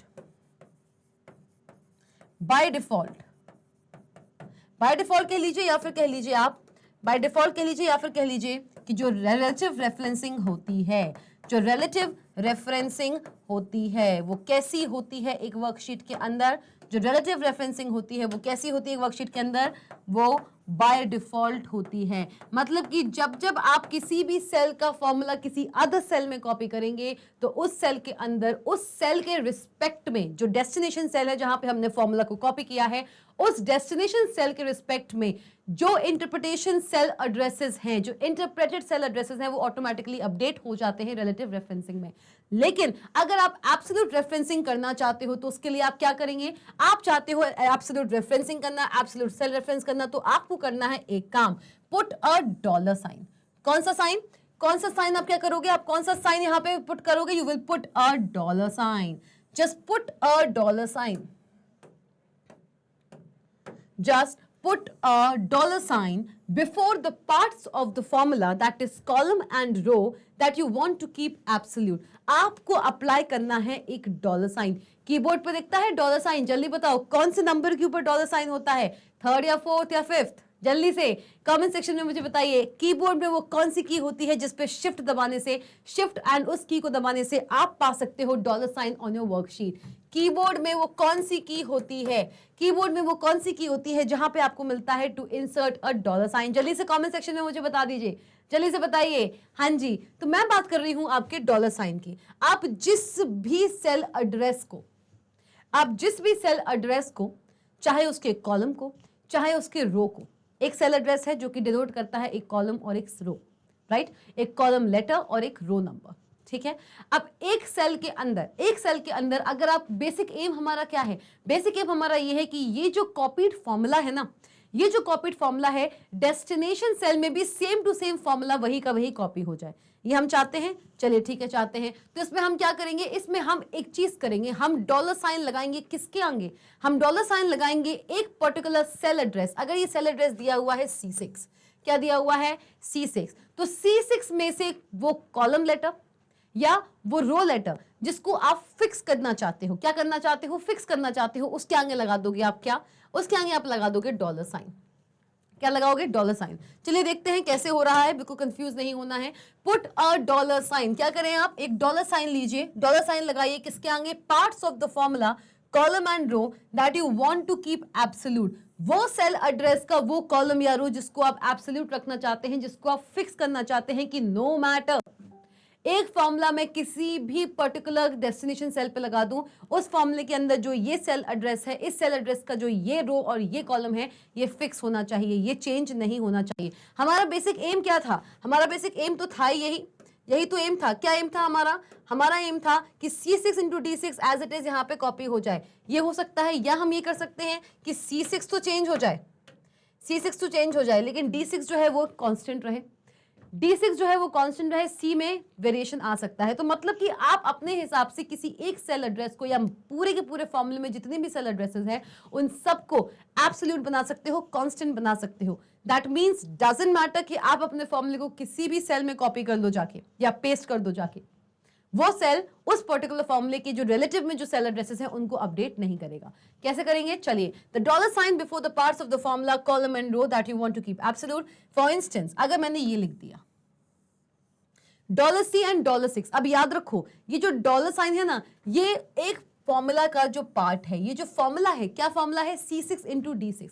C6 क्या है? C6 है आपका C column and 6th row. C column और 6th रो का जो सेल है उसकी वैल्यू होती है 6th कॉलम। समझो बिल्कुल ध्यान से समझिएगा इस चीज को, बिल्कुल ध्यान से समझिएगा, बिल्कुल ध्यान से समझने वाली चीज है ये। अगर मैंने आपसे कह दिया कि आपको डॉलर साइन पुट करना है किसके आगे? एक सेल एड्रेस के अंदर, याद रखो डॉलर साइन किस किस के आगे पुट अप हो सकता है, डॉलर साइन किस किस के आगे पुट अप हो सकता है, डॉलर साइन पुट अप हो सकता है किस किस के आगे, किस किस के आगे पुट अप हो सकता है? एक सेल एड्रेस के अंदर। सपोज करो कि अगर आपका सेल एड्रेस दिया हुआ है C8, ठीक है, ये आपका सेल एड्रेस दिया हुआ है, तो डॉलर आप कहां कहां पुट कर सकते हो? आप डॉलर पुट कर सकते हो, आप डॉलर पुट कर सकते हो C के आगे भी, आप डॉलर पुट कर सकते हो किसके आगे? 8 के आगे भी। किसके आगे? 8 के आगे भी। मतलब कि ये जो मेरा सेल एड्रेस था ना C6, क्या एड्रेस था हमारा? C6। जो हमारा C6 सेल एड्रेस था, जो हमारा C6 सेल एड्रेस था, ये जो हमारा C6 सेल एड्रेस था, उसको अगर आप इस तरीके से लिख दो $C एंड $6, तो ये जो पूरा सेल एड्रेस है, मतलब कि ये जो पूरा सेल एड्रेस है, ये एक एब्सोल्यूट सेल एड्रेस बन जाएगा। मतलब कि अगर ये मेरी ई रो है, क्या है? ये मेरा ई कॉलम है, this is my E column, this is my E column. इस ई कॉलम के अंदर, इस ई कॉलम के अंदर क्या क्या दिया हुआ है? 6 दिया हुआ है, 7 दिया हुआ है और 8 दिया हुआ है। चलिए देखते हैं, इसको बड़े अच्छे से करते हैं, धमाकेदार तरीके से करते हैं, बिल्कुल कंफ्यूज मत होना, बिल्कुल मजा आने वाला है ये करने में, है ना? बिल्कुल मजा आएगा। इक्वल्स टू क्या फॉर्मूला था हमारा? C6 into D6। उसी फॉर्मूले को लेके हम चल रहे हैं। अब मैंने क्या किया? ये था मेरा क्या? दिस वॉज माई, ये क्या था मेरा? ये था आपका E6 सेल, ये था आपका E7 सेल और ये था आपका E8 सेल। यही बात थी। ये आपका E6 सेल है, ये आपका E7 सेल है और ये आपका E8 सेल है, राइट। E6 के अंदर मैंने एक फॉर्मूला दिया है C6 इंटू D6। अगर मैं इसको कॉपी करके इस पर्टिकुलर सेल में, इसको कॉपी करके इस पर्टिकुलर सेल में पेस्ट करती हूँ, तो मेरा फॉर्मूला क्या हो जाना चाहिए? मेरा फॉर्मूला क्या हो जाना चाहिए? मेरा फॉर्मूला हो जाना चाहिए, मेरा जो फॉर्मूला है वो हो जाना चाहिए ये C7 इंटू D7। चलो फिर इसको कॉपी करके मैंने यहाँ पे डाल दिया, इसको भी कॉपी करके मैंने यहाँ पे डाल दिया, तो मेरा फॉर्मूला क्या होना चाहिए? तो मेरा फॉर्मूला हो जाना चाहिए ये C8 इंटू D8।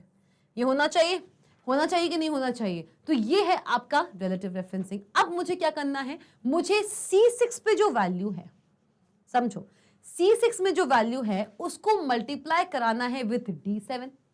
C6 में जो वैल्यू है उसको मल्टीप्लाई कराना है विथ D8। कैसे हो रहा है? चलिए देखें, मैं टेबल पे वापस जा रही हूं। I am again going back to the table, ठीक है? टेबल की बात करने वाले हैं हम, जल्दी से टेबल देख लेंगे तो चीजें अच्छे से क्लियर हो जाएंगी। चलिए चलो, I am going back again to the table. देखो ये हमारी टेबल है। अब एक बात समझो, ई हमारा सेल दिया हुआ है, ठीक। अब यहाँ पे क्या हो रहा था? C6 into D6, C7 into D7, C8 into E8। अब मैं चाहती हूं कि C6 इंटू D6 तो हो रहा है, ठीक है। C6 क्या है आपका? C6 है आपका 20, ये आपका 20 है, दिस इज योर 20, ठीक है, ये आपका C6 है। अब C6 इंटू D7 भी हो, मतलब इस एक सिंगल वैल्यू से ये भी मल्टीप्लाई हो, ये भी मल्टीप्लाई हो और ये भी मल्टीप्लाई हो। तो ऐसे में मैं क्या करूंगी, ऐसे में what will I do, I will put, मैं क्या करूंगी, मैं क्या करने वाली हूं, मैं ये करने वाली हूं कि मैं यहां पे लिख दूंगी क्या, मैं यहां पे लिखूंगी, मैं यहां पे लिखूंगी $C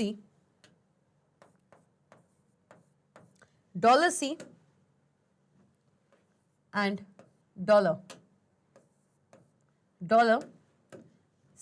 क्या लिखा मैंने, $C एंड $6। क्या लिखा मैंने, मैंने लिखा $C एंड $6। $C और $6 लिखने से हुआ क्या, टू बी मोर प्रॉपर अगर मैं कहूं तो इसको मैं यहां ना लिख के, मैं इसको यहां ना लिख के यहां लिखूंगी $C एंड $6। जैसे ही मैंने ये चीज की, मैंने इस फॉर्मूला को कॉपी किया और यहां पे पेस्ट किया, तो जैसे ही मैं इसको यहां पे पेस्ट करूंगी ना तो होगा क्या, जैसे ही मैं इसको यहां पे पेस्ट करूंगी ना तो होगा क्या, it will B $C and $6। क्या होगा, it will B $C and $6। मतलब कि हो क्या रहा है, सेल के रिस्पेक्ट में जो हमारा करंट सेल है, हमारा जो करंट सेल है उसके रिस्पेक्ट में जो 1 टू द लेफ्ट, इस करंट सेल के रिस्पेक्ट में जो 1 टू द लेफ्ट वैल्यू है वो तो चेंज हो रही है। CE7 है तो D7 हो जा रहा है, E8 है तो D8 हो जा रहा है, लेकिन जो उसका पहला रेफरेंस सेल एड्रेस है वो हमेशा सिर्फ 20 रहेगा। जब आप इस सिंगल 20 वैल्यू से इन सारी की सारी वैल्यूज को प्रोडक्ट कराना चाहते हो तो उसके लिए आप क्या करते हो, उस सेल एड्रेस जिसकी वैल्यू को आप कांस्टेंट रखना चाहते हो, वो सेल एड्रेस जिसकी वैल्यू को आप कांस्टेंट रखना चाहते हो, उसके कॉलम के आगे, उसके कॉलम लेटर के आगे एज वेल एज उसके रो लेटर के आगे आप क्या लगाओगे, आप लगाओगे $। आपने जैसे ये $साइन लगाया, ये जो C6 सेल एड्रेस है, ये जो C6 सेल एड्रेस दिख रहा है ना, ये हो गया है फिक्स। अब आप इस पर्टिकुलर फॉर्मूले को नो मैटर कहीं भी पेस्ट कर दो, कॉपी करके कहीं भी पेस्ट करो, जहां पे भी पेस्ट करोगे उस सेल के रिलेटिव में जो ये 1 टू द लेफ्ट एड्रेस होगा, सेल एड्रेस होगा, वो तो चेंज होगा, लेकिन जो उसका 2 to the left cell address है वो कांस्टेंट हो गया। अगर आपने इस पूरी एंटायर वर्कशीट में अगर इस कॉलम के अंदर भी करना है ना, अगर इस कॉलम के अंदर भी करना है तो होगा क्या, होगा सिर्फ इतना सा, होगा सिर्फ इतना सा कि इसके अंदर आ जाएगा, इसके अंदर आ जाएगा आपका G2 के अंदर भी अगर आपको ये चीज करनी है, G2 के अंदर भी अगर आपको ये चीज करनी है तो ये हो जाएगा आपका $C $6 into 2 to the left, 2 to the left मतलब ये 1 टू द लेफ्ट मतलब F2 पे सपोज करो कोई वैल्यू दी हुई हो, सपोज यहाँ पे दिया हुआ है 10, जस्ट लेट्स सपोज F2 में दिया हुआ है 10 तो ये हो जाएगा इंटू F2, दैट्स इट। तो मतलब इस पर्टिकुलर फॉर्मूले को आप चाहे कहीं भी पेस्ट कर दो, इस पर्टिकुलर फॉर्मूले को आप चाहे कहीं भी पेस्ट कर दो, ये पूरा का पूरा फॉर्मूला एज इट इज ही कॉपी होगा, सिर्फ जो इसका 1 to the left cell address है वो रिलेटिवली चेंज्ड होगा, बाकी जो C6 सेल है वो फिक्स हो चुका है। ये चीज क्लियर हुई, तो मतलब कि अब इसकी जो वैल्यू होगी वो कितनी होगी, C6 में कितनी वैल्यू थी 20 इंटू 10 दैट इज 200, 20 इंटू 10 क्या हुआ 200, 20 इंटू 10 दैट इज 200। सो इसको हम बोलते हैं एब्सोल्यूट रेफरेंसिंग। बाय डिफॉल्ट किसी भी वर्कशीट के अंदर आप किसी भी फॉर्मूले को किसी अदर सेल में कॉपी करते हैं, पेस्ट करते हैं, तो बाय डिफॉल्ट जो रेफरेंसिंग होती है दैट इज रिलेटिव रेफरेंसिंग। जो करंट सेल है, जो हमारा डेस्टिनेशन सेल है, उसके रेफरेंस में जो इंटरप्रिटेशन था ओरिजिनल फॉर्मूले का वो उसके रिलेटिव जो एड्रेसेस होते हैं उसको ऑटोमेटिकली अपडेट कर लेता है। लेकिन एब्सोल्यूट रेफरेंसिंग में हम क्या कर सकते हैं, मैं किसी एक सेल वैल्यू को उसके कॉलम और उसके रो के आगे $साइन लगा के फिक्स कर सकती हूँ। फिर इट डजंट मैटर कि आप उस फॉर्मूले को चाहे पूरी वर्कशीट में, एंटायर वर्कशीट में कहीं भी पेस्ट करें, वो जो सेल एड्रेस है उसके अंदर जो स्टोर्ड वैल्यू है वो एज इट इज ही रहेगी। चलिए ये चीज क्लियर हुई, जल्दी से बता दो मुझे, जल्दी से बता दो मुझे ये चीज क्लियर हुई है कि नहीं, जल्दी से बता दीजिए। Hence $C and $6 is an absolute cell address, ये एक absolute cell address होता है। जैसे कि अगर मैं आपसे कह दूं, अगर मैं एक बहुत ही अच्छी चीज आपसे बोलूं कि C6 एक आपका कौन सा सेल एड्रेस है, C6 है आपका रिलेटिव सेल एड्रेस, ये एक रिलेटिव सेल एड्रेस है, मतलब कि अगर इस सेल एड्रेस को आप कहीं पर भी कॉपी कर देंगे तो इस सेल एड्रेस पे, अगर ये एक फॉर्मूले का पार्ट है, अगर ये एक सेल एड्रेस है जो कि एक फॉर्मूले का पार्ट है, और अगर उस इंटायर फॉर्मूले को अगर आप किसी भी डेस्टिनेशन सेल में कॉपी करके पेस्ट कर देंगे तो ये जो आपका सेल वैल्यू है ये चेंजेबल है। लेकिन अगर आपने यही कर दिया $, अगर आपने कर दिया $C and $6 तो ये हो जाता है क्या, ये हो जाता है एक, ये हो जाता है आपका एक, ये हो जाता है आपका एक एब्सोल्यूट सेल एड्रेस। कैसा सेल एड्रेस? ये हो जाता है एक आपका एब्सोल्यूट सेल एड्रेस जो कि फिक्स हो चुका है। डॉलर का मतलब है फिक्स्ड सेल। या फिर एब्सोल्यूट रेफरेंसिंग की बात करें तो इसमें आप लिख लीजिए, एब्सोल्यूट रेफरेंसिंग की हम बात करें तो इसमें आप लिख लीजिए एक फिक्स्ड सेल। जब आप किसी एक सेल एड्रेस को फिक्स करते हैं, अ फिक्स्ड सेल एड्रेस, जब आप किसी फिक्स सेल एड्रेस को, एक सेल एड्रेस को फिक्स कर देते हैं कि इसको आप कहीं भी इंटायर वर्कशीट में कहीं भी ले जाओ भैया, कॉपी करके कहीं भी पेस्ट कर दो, ये फिक्स हो गया, इसी से होना है मल्टीप्लिकेशन। चलिए ठीक है, clear? Is this thing clear? Comment section में बताइए ये चीज क्लियर हुई आपको कि नहीं। अगर नहीं हुई है तो मुझे बिल्कुल आप बताइए, feel free to comment in the comment section, because आपका डाउट हमारी प्रायोरिटी है।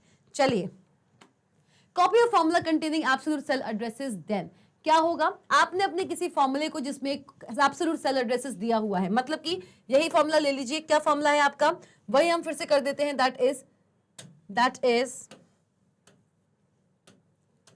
Copy of formula containing absolute cell address. Copy of formula, उस फॉर्मूले को कॉपी कीजिए जो एब्सोल्यूट सेल एड्रेस रखता है।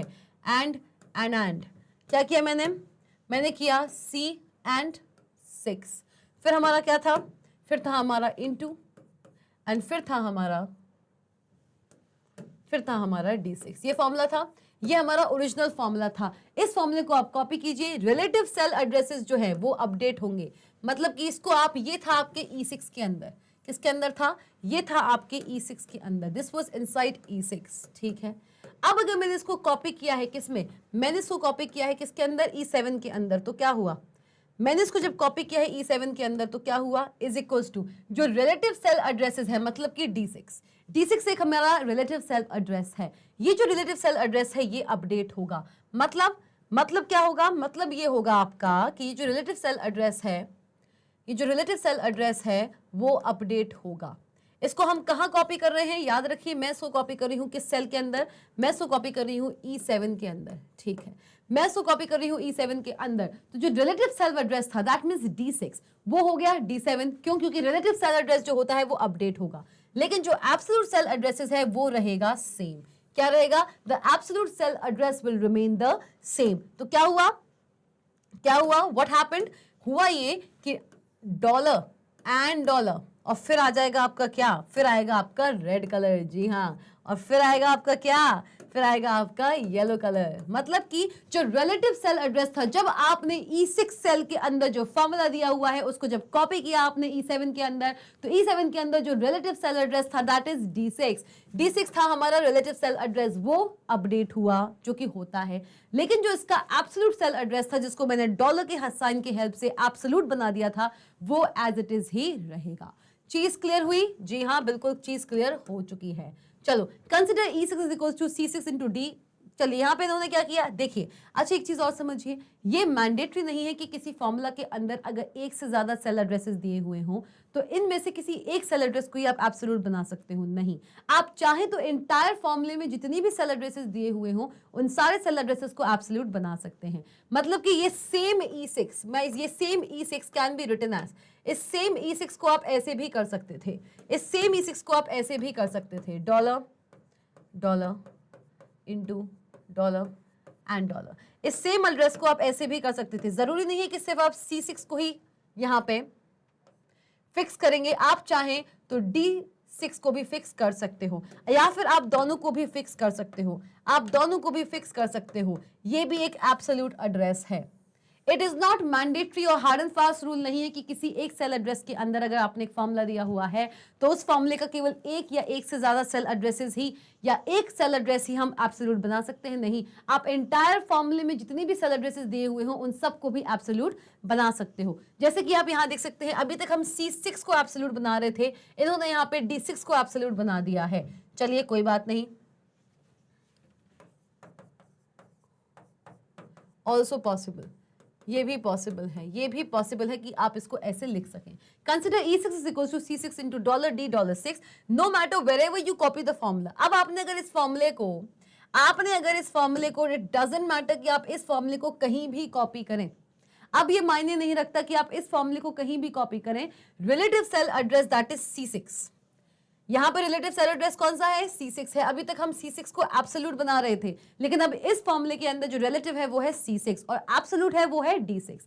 चलिए, आप, it doesn't matter wherever you copy the formula, relative cell addresses that is C6 will changes with respect to the destination cell. जिस सेल के अंदर आपने इस फॉर्मूले को कॉपी किया हुआ है ना, उस सेल के रिलेशन में जो आपका रिलेटिव सेल एड्रेसेस हैं उनके अकॉर्डिंग ये चेंज हो जाएगा। C6 हो जाएगा C7 अगर मैं उसको E7 में कॉपी करती हूँ। चलिए, एंड सेकंड थिंग क्या है, absolute cell addresses that is D under $D and $6 will remain same. I hope ये चीज आपको अब क्लियर हो चुकी है कि एब्सोल्यूट रेफरेंसिंग होता क्या है, एब्सोल्यूट रेफरेंसिंग में कैसे हम किसी एक सेल एड्रेस को एब्सोल्यूट बना सकते हैं, मतलब फिक्स बना सकते हैं। एब्सोल्यूट रेफरेंसिंग को आप एक और नाम दे सकते हो जिसका नाम है फिक्स्ड रेफरेंसिंग। चलिए ठीक है, ये चीज क्लियर हुई है। Any doubts anyone? बिल्कुल feel free to comment in the comment section given below. चलिए, cell value of cell D6 will be considered. ठीक है, देखिए, देखो यहां पे देख रहे हो, C6 into $D $6, C7 into $D $6, C8 into $D $6। इसमें क्या हो रहा है, इसमें हो क्या रहा है, इसमें जो रिलेटिव एड्रेसेस हैं that mean C6 and C7, ये जो हमारे रिलेटिव एड्रेसेस हैं, ये जो हमारे रिलेटिव एड्रेसेस हैं C6, C7, C8, ये कॉलम बाय कॉलम, ये सेल बाय सेल चेंज हो रहे हैं, लेकिन जो मेरा एब्सोल्यूट एड्रेस है वो एज इट इज सेम रहा। चलिए, if you copy this formula on E7, आपने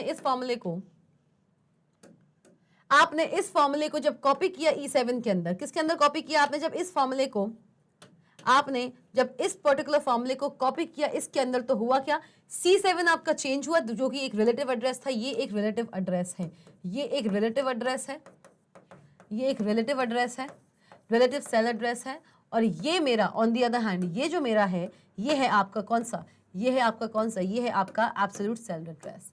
जहां पर भी डॉलर आ गया ना, और दोनों में ही आ गया, दोनों में ही आ गया, तो ये है आपका, मतलब कॉलम में भी और रो में भी। याद रखना, किसी भी कॉलम लेटर और रो लेटर के आगे आप डॉलर लगाते हो, आप एब्सोल्यूट सेल एड्रेस को किस तरीके से लिख सकते हो, कंसिडर कीजिए केसेस को, कंसिडर कीजिए एब्सोल्यूट सेल एड्रेसेस को, कैसे कैसे लिखा जा सकता है cell address, absolute cell address आप किस किस तरीकों से लिख सकते हो।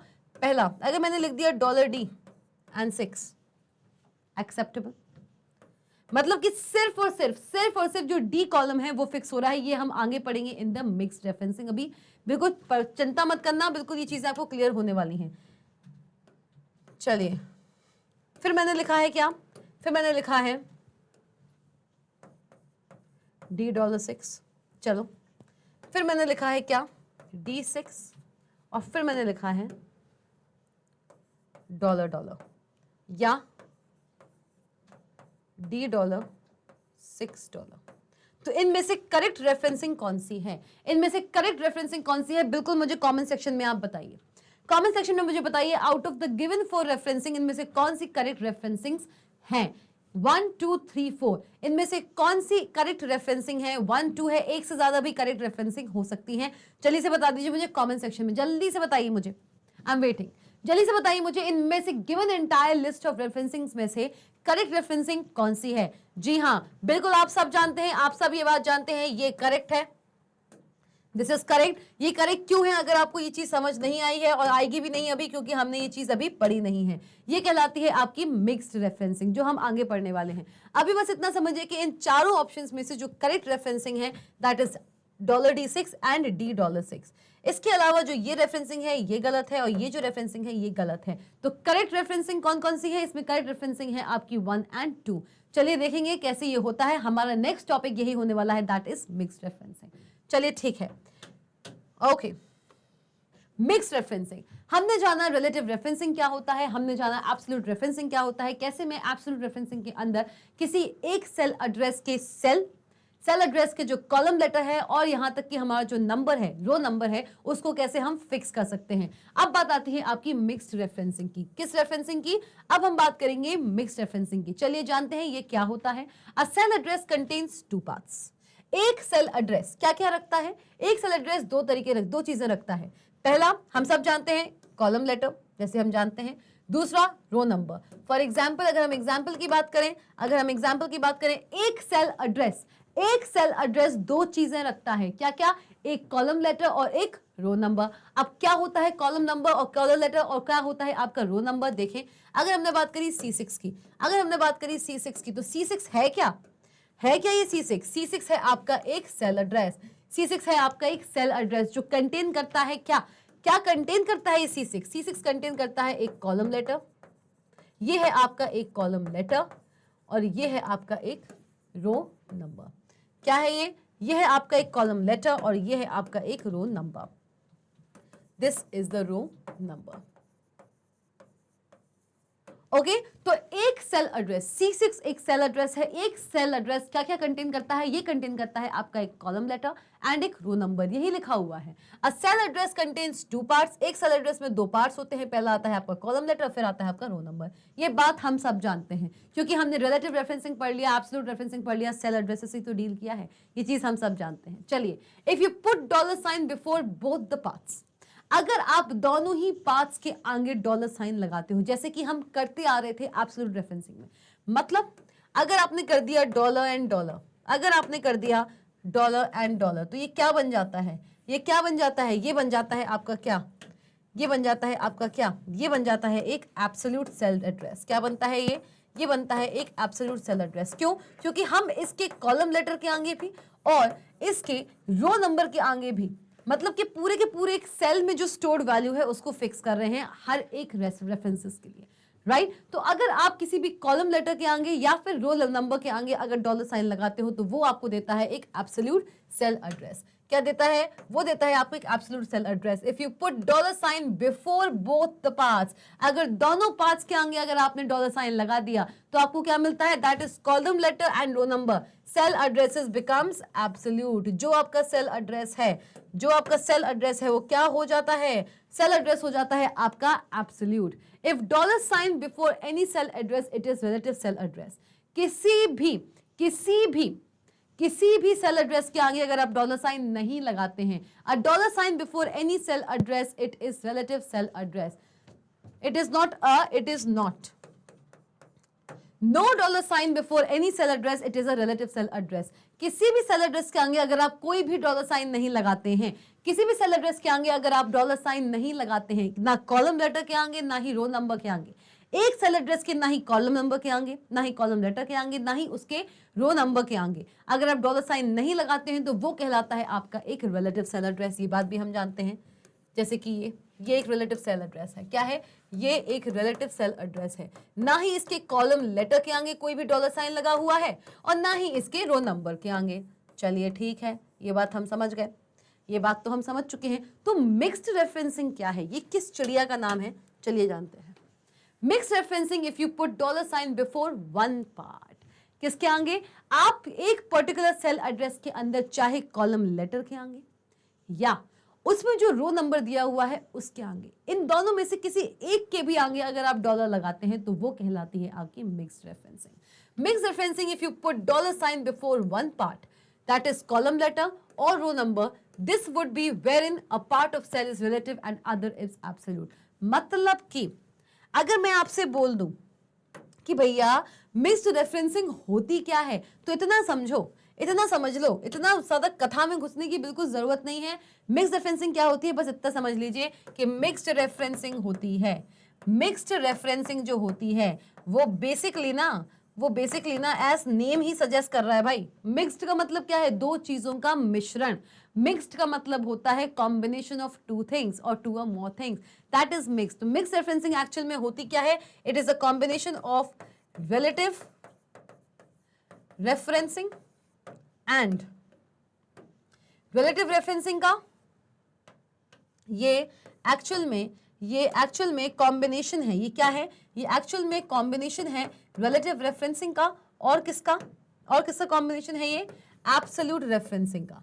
किसका कॉम्बिनेशन है? एब्सोल्यूट रेफरेंसिंग का। कि मतलब कि किसी एक सेल एड्रेस में आपको रिलेटिव रेफरेंसिंग भी दिख जाएगी और एब्सोल्यूट सेल रेफरेंसिंग भी दिख जाएगी। जी हाँ, ये कहलाएगी आपकी एक मिक्स्ड सेल रेफरेंसिंग। क्या कहलाएगी? एक मिक्स्ड सेल रेफरेंसिंग। एग्जाम्पल के तौर में देख लीजिए, एग्जाम्पल के तौर पे मैं आपको एक बात बता देती हूं। जैसे कि मैंने लिख दिया डॉलर C,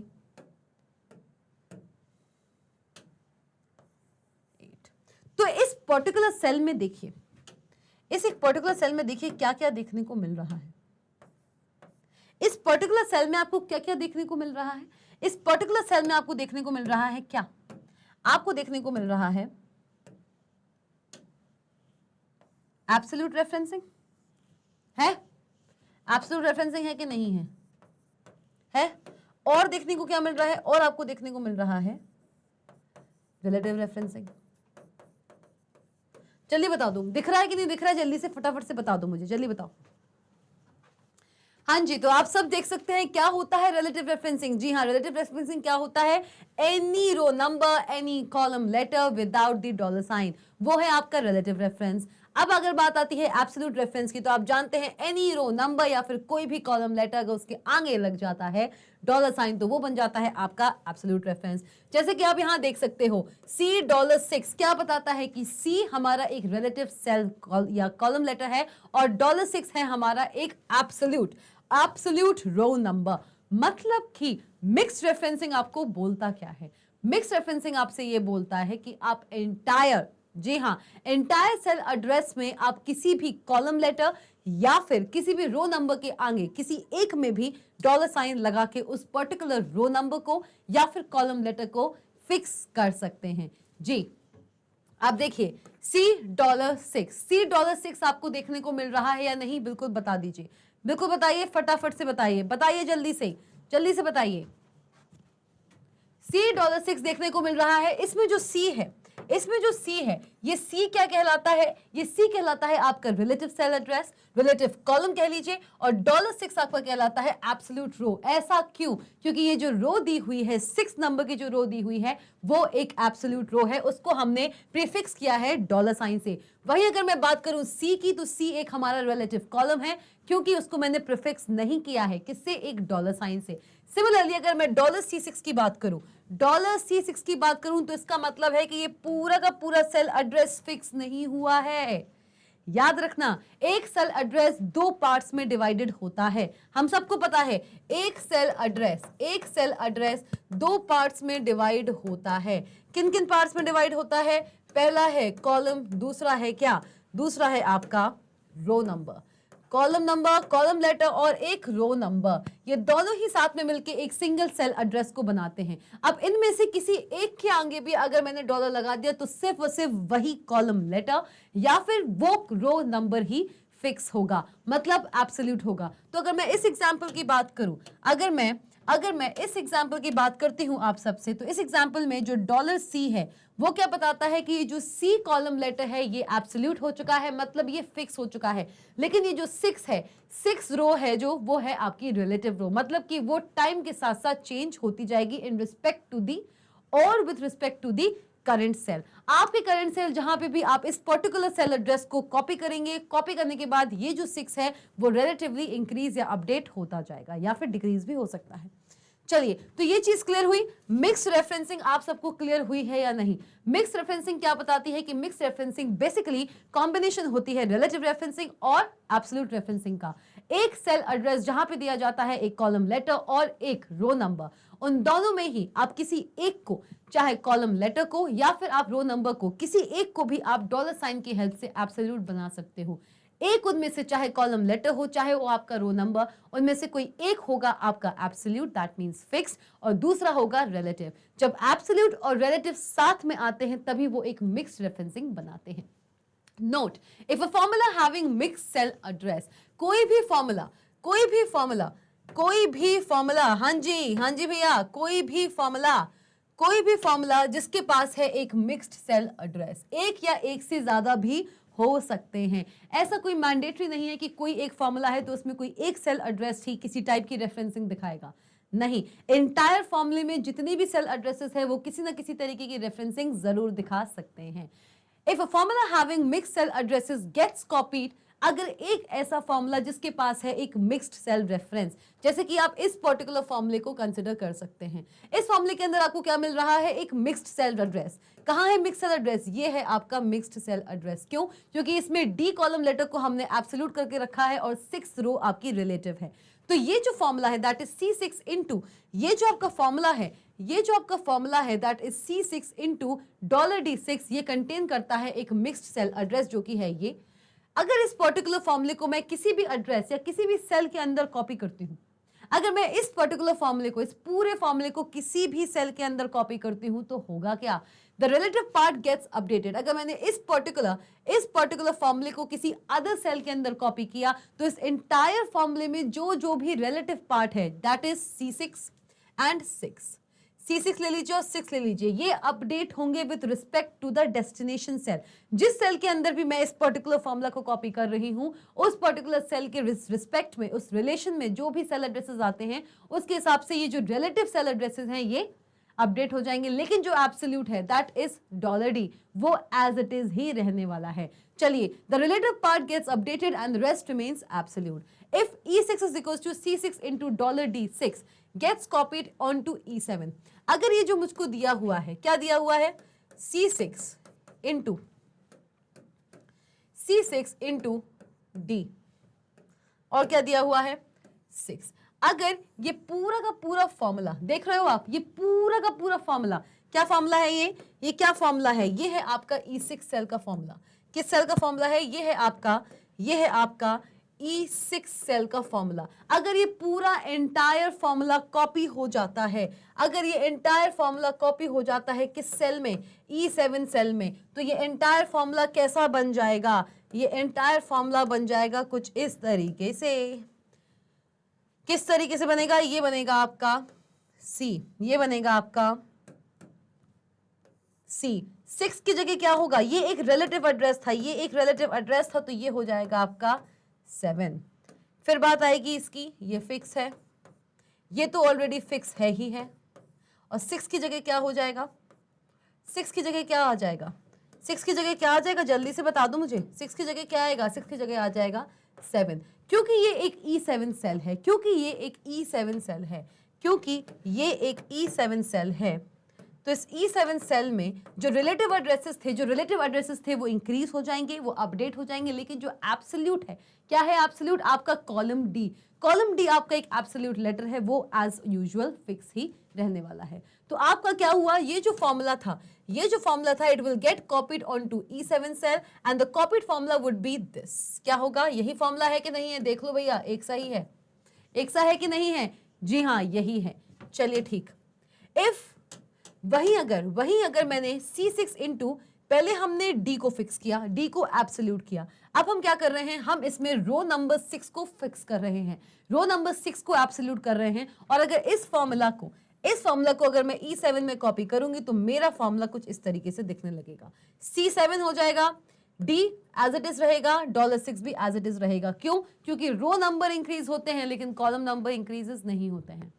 आपने इस एंटायर सीरीज में एक चीज देखी होगी कि कहीं भी आपका इंक्रीमेंट हो रहा है, रिलेटिवली कहीं भी इंक्रीमेंट हो रहा है। देखिए C6 है तो C7 हो रहा है, C स्टैग्नेंट है, कॉलम नेम स्टैग्नेंट रहता है। अगर कहीं भी आप किसी भी रो नंबर को रिलेटिव बनाते हैं तो वो इंक्रीज होता है। लेकिन अगर आपने किसी भी रो नंबर को फिक्स कर दिया, अगर आपने किसी भी रो नंबर को एब्सोल्यूट बना दिया तो वो row number as it is ही रहेगा। देखो, लेकिन अगर आपने किसी कॉलम को फिक्स बना दिया तो कॉलम को अगर आप फिक्स बनाएं चाहे नहीं बनाएं, अगर आप उसे फिक्स नहीं भी बनाते हैं, जैसे कि आप यहां देख सकते हैं, अगर आप कॉलम लेटर को फिक्स नहीं भी बनाते हैं तब भी वो वही रहता है। Column letter is always fixed, by default वो फिक्स रहता ही रहता है। कहने को वो रिलेटिव रेफरेंसिंग जरूर शो कर रहा है लेकिन कॉलम नंबर मैक्सिमम केसेस में फिक्स ही रहता है। चलिए देख सकते हैं आप, चलिए देखिए इसको कैसे। ये है मेरा क्या, C6 इंटू D $6, मतलब कि C6 की वैल्यू कितनी है भैया, C6 की वैल्यू देख लो यहां से, कितनी वैल्यू है भैया, 20 वैल्यू है। 20 इंटू क्या बोल रहा है, ये बोल रहा है 20 कीजिए इंटू कीजिए D का 6 के साथ, D की 6 कितनी है भैया 5, तो आंसर कितना होगा 100 आ गया। चलो ठीक है, अब यहाँ पे आइए, C7 कितना दिया हुआ है, C7 कितना दिया हुआ है आपका, C7 दिया हुआ है आपको 35। क्या दिया हुआ है आपका C7, आपका C7 आपको दिया हुआ है 35 दिया हुआ है, तो क्या होगा 35 इंटू $6, D कॉलम का जो 6th वाला है, मतलब इसको भी आप इससे इंटू करा रहे हो, इसको भी आप इससे इंटू करा रहे हो, मतलब कि जो 6th रो है वो आपने फिक्स कर दी, D कॉलम की जो 6th रो है वो आपने फिक्स कर दी है। और क्योंकि वो आपने फिक्स कर दी है तो ये होगा 35 इंटू 5 और ये हो जाएगा आपका 15 इंटू 5। तो क्या आंसर होगा भैया, आंसर आपका ये होने वाला है, आपका आंसर ये होने वाला है। क्या होने वाला है, जल्दी से बता दो, जल्दी से बता दें, बता ही देते हैं, चलिए 6, 7, 8। आंसर होगा आपका 100, 160 या 170, राइट? Not 170, it's 175। चलो ठीक है, और ये होगा आपका 75। ये आएगा आपका E6, E7 एंड E8 की वैल्यू। क्यों? क्योंकि हमने इन तीनों को ही D6 मतलब कि 6th रो की जो वैल्यू है उसके साथ बिल्कुल फिक्स कर दिया है। हर एक वैल्यू, जितनी भी ये वैल्यूज हैं, ये भी इससे मल्टीप्लाई होगी, ये भी इससे मल्टीप्लाई होगी और ये भी इसी से मल्टीप्लाई होगी। ठीक है, एक दूसरे के सामने वाली वैल्यूज से मल्टीप्लाई ना होके, मतलब 35 को कायदे से 2 से मल्टीप्लाई होना चाहिए था, लेकिन क्यों नहीं हुआ? क्योंकि हमने $6 कर दिया है। इस $6 को मैंने फिक्स कर रखा है, इसलिए 35 into 5 एंड 15 into 5 होगा। So this is the mixed referencing. क्या होती है? ये होती है आपकी mixed referencing. Examples 10.2 and 10.3 deal with absolute and mixed referencing respectively. चलिए ठीक है, 10.1 देख लेते हैं पहले। Given the following sales details for 4 salesman, calculate the commission using the commission rate 10% for the total sales. क्या करना है आपको? आपको दिया हुआ है सेल्स डिटेल्स। क्या दी हुई है? सेल्स डिटेल्स दी हुई है 4 सेल्समैन की। आपको दी गई है 4 सेल्समैन, 4 सेल्समैन है भैया, उनकी क्या दी गई है? उनकी दी गई है सेल्स डिटेल। चलिए देखते हैं क्या क्या तीर मारा है इन लोगों ने। एक महीने के अंदर कितनी सेल करके दी है कंपनी को? चलिए देखते हैं। 4 सेल्समैन है, उनकी सेल्स डिटेल्स दी हुई है कुछ इस तरीके से। ठीक है, कैलकुलेट द कमीशन, हमें हर एक सेल्समैन का कमीशन निकालना है using the commission rate 10% for the total sales. जितनी भी टोटल सेल्स हुई है, जितनी भी टोटल सेल्स हुई है, उस पूरी टोटल सेल्स का 10% हर एक सेल्समैन को मिलेगा। चलो देखें, डील्स विथ रिलेटिव रेफरेंसिंग। ये जो चीज है ना, ये रिलेटिव रेफरेंसिंग से डील करने वाली है। मतलब इन्होंने हिंट दिया हुआ है कि ये जो आप टेबल निकालोगे, ये जो आप कमीशन रेट निकालने वाले हो 10% का, ये आप रिलेटिव रेफरेंस से निकाल लोगे। चलिए, sales number, salesman number, salesman का नंबर दिया हुआ है नेम की जगह। सेल्समैन 501, 502, 503 एंड 504, ये है आपके सेल्समैन नंबर। कितने सेल्समैन आप यहाँ पे देख रहे हो? 4 सेल्समैन हैं।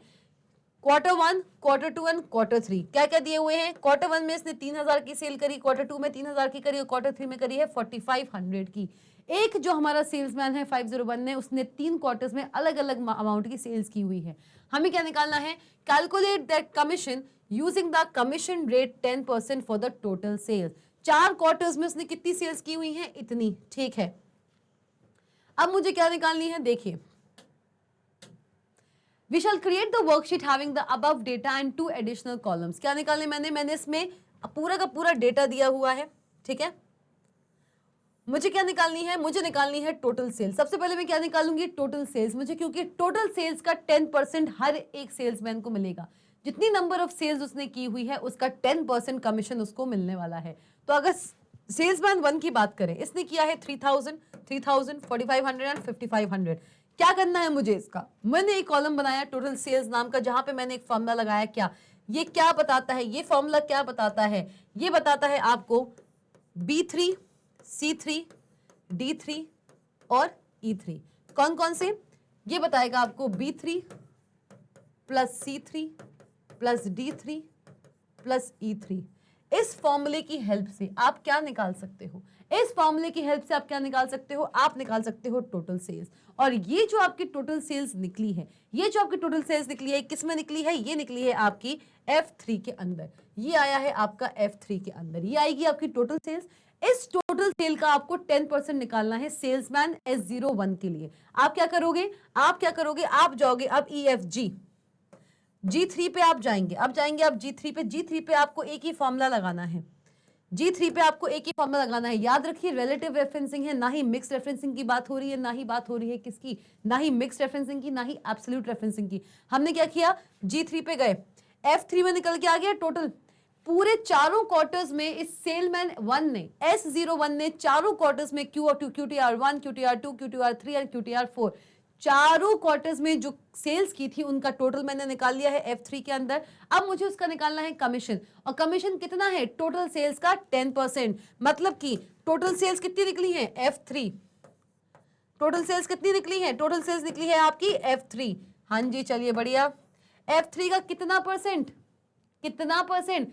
10%, F3 का 10%, मतलब कि इनटू क्या निकलेगा भाई, क्या निकलेगा, इसका 10%, क्या होगा इसका 10%, इसका 10% होगा F3, that is total sales, total sales into total sales कर लीजिए, और कर लीजिए क्या, टोटल सेल्स इनटू 0.10, क्या करना है 0.10। हाँ जी, टोटल सेल्स कितनी निकली 16,000, 16,000 का 10% निकाल लो, 16,000 का 10% निकाल लो, कितना हुआ भैया, ये 2 0 कट गए, कितना 1600, यही आएगा। तो ये फॉर्मूला लगाइए आप G3 में, आपको मिल जाएगा 1600 आंसर। क्या मिल जाएगा 1600 आंसर। फटाफट से देख लीजिए ये चीज समझ आई कि नहीं आई, जल्दी से बता दीजिए मुझे, जल्दी से। हाँ जी, तो कैसे निकल रहा है टोटल सेल्स एंड कमीशन, कैसे निकल रहा है टोटल सेल्स एंड कमीशन, ये चीज हम देख चुके हैं। टोटल सेल्स हमारा निकल रहा है by adding the cell addresses B3, C3, D3 and E3, और इसी के साथ साथ हम बात करेंगे किसकी, G3 के बारे में। G3 के बारे में हम जो बात करने वाले हैं, G3 हम कैसे निकालेंगे, टोटल का 10%, कितना, टोटल का 10%। टोटल आपका क्या दिया हुआ है, टोटल आपका दिया हुआ है क्या, टोटल आपका दिया हुआ है यहाँ पे, टोटल दिया हुआ है आपका F3 पे, F3 का 10%, 10% को मैं क्या लिख सकती हूं, एक 10% को मैं क्या लिख सकती हूं, एक 10% को हम लिख सकते हैं, एक 10% को हम लिख सकते हैं 10 divided by 100 which is also equals to 0.1। लिख सकते हैं कि नहीं लिख सकते हैं, 0.1 लिख लीजिए या फिर 0.10। पॉइंट के बाद जितने भी जीरो लगे हैं उनकी कोई वैल्यू नहीं होती, पॉइंट के पहले अगर कोई जीरो है तो उसकी वैल्यू होती है। 0.1 लिख लीजिए या फिर लिख लीजिए आप 0.10, बात बराबर है। चलिए तो ठीक है, क्या हुआ, F3 इंटू 0.10, ये फॉर्मूला आएगा आपका G3 के अंदर, किसके अंदर, F3 इंटू 0.10, ये फॉर्मूला आ जाएगा आपका G3 के अंदर। और इस G3 के अंदर जैसे ही ये फॉर्मूला आ रहा है, जैसे ही इस G3 के अंदर ये फॉर्मूला आ रहा है, आप क्या करेंगे, आपके पास कैलकुलेट होके आ जाएगा किसी भी सेल्समैन का कमीशन, सेल्समैन का कमीशन यहाँ पे कैलकुलेट होके आ चुका है, जो कितना है 1600। ऐसे ही सिमिलरली जैसे मैंने salesman one that is S01 का जो मैंने निकाला है टोटल सेल्स एंड कमीशन, आप ऐसे ही S02, S03 और S04 के लिए निकालोगे। अब आप क्या करोगे, आप बोलोगे कि मैम एक काम करते हैं, जैसे इस पर्टिकुलर सेल्स को निकालने के लिए हमने फॉर्मूला यूज किया है equals to B3 plus C3 plus D3 plus E3। Similarly अगर मुझे इसकी सेल्स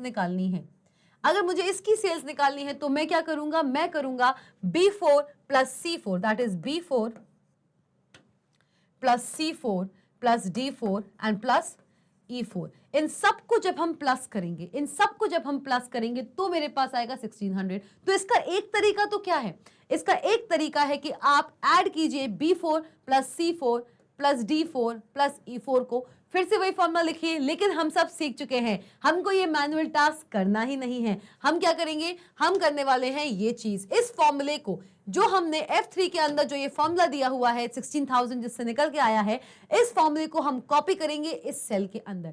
जैसे ही मैंने इस फॉर्मूले को इस सेल के अंदर कॉपी किया, ऑटोमेटिकली जैसे ही मैंने F3 के इस फॉर्मूले को, F3 के इस फॉर्मूले को, क्या फॉर्मूला है F3 का जो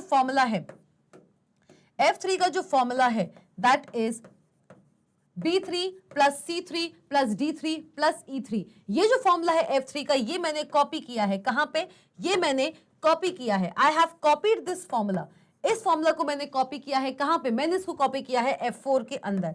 F4 के अंदर जैसे ही मैंने इसको कॉपी किया, F4 के अंदर जैसे ही मैंने इसको कॉपी किया तो हुआ क्या, F4 के अंदर जैसे ही मैंने इसको कॉपी किया तो हुआ क्या हुआ है भाई, क्या हुआ है ये F4 के अंदर जैसे मैंने इसको कॉपी किया तो हुआ क्या, जो था आपका B3 plus C3 plus D3 plus E3, तो वो अब हो जाएगा क्या हो जाएगा ऑटोमेटिकली, जी हाँ, एब्सोल्यूट नहीं, रिलेटिव रेफरेंस, आपके रिलेटिव रेफरेंस मतलब कि B4 प्लस C4, B4 कह सकते हैं, C4 कह सकते हैं, और कह सकते हैं बहुत सी चीजें, B4 plus C4 plus D4 and plus E4। Automatically जो रो नंबर्स हैं वो चेंज हो गए, वो अपडेट हो गए। ये किस टाइप की रेफरेंसिंग कहलाती है, ये कहलाती है आपकी रिलेटिव रेफरेंसिंग।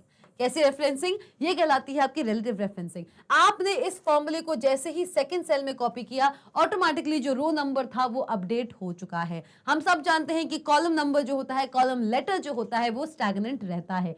चलिए ठीक है, तो ये हो गया आपका F4 में फॉर्मूला ऑटोमेटिकली अपडेट। ऐसे ही करते करते आप इस पर्टिकुलर फॉर्मूले को हर एक कॉलम में कॉपी पेस्ट करते जाइए, या फिर इसका एक और तरीका होता है, जब हम इस पर्टिकुलर चैप्टर के अंदर प्रैक्टिकल करेंगे, इस पर्टिकुलर चैप्टर के अंदर जब हम प्रैक्टिकल करेंगे तो हम वहां मैं आपको बताऊंगी कि किसी भी सेल के अंदर जो फॉर्मूला होता है उसको आप कॉपी कर सकते हो इन वन गो।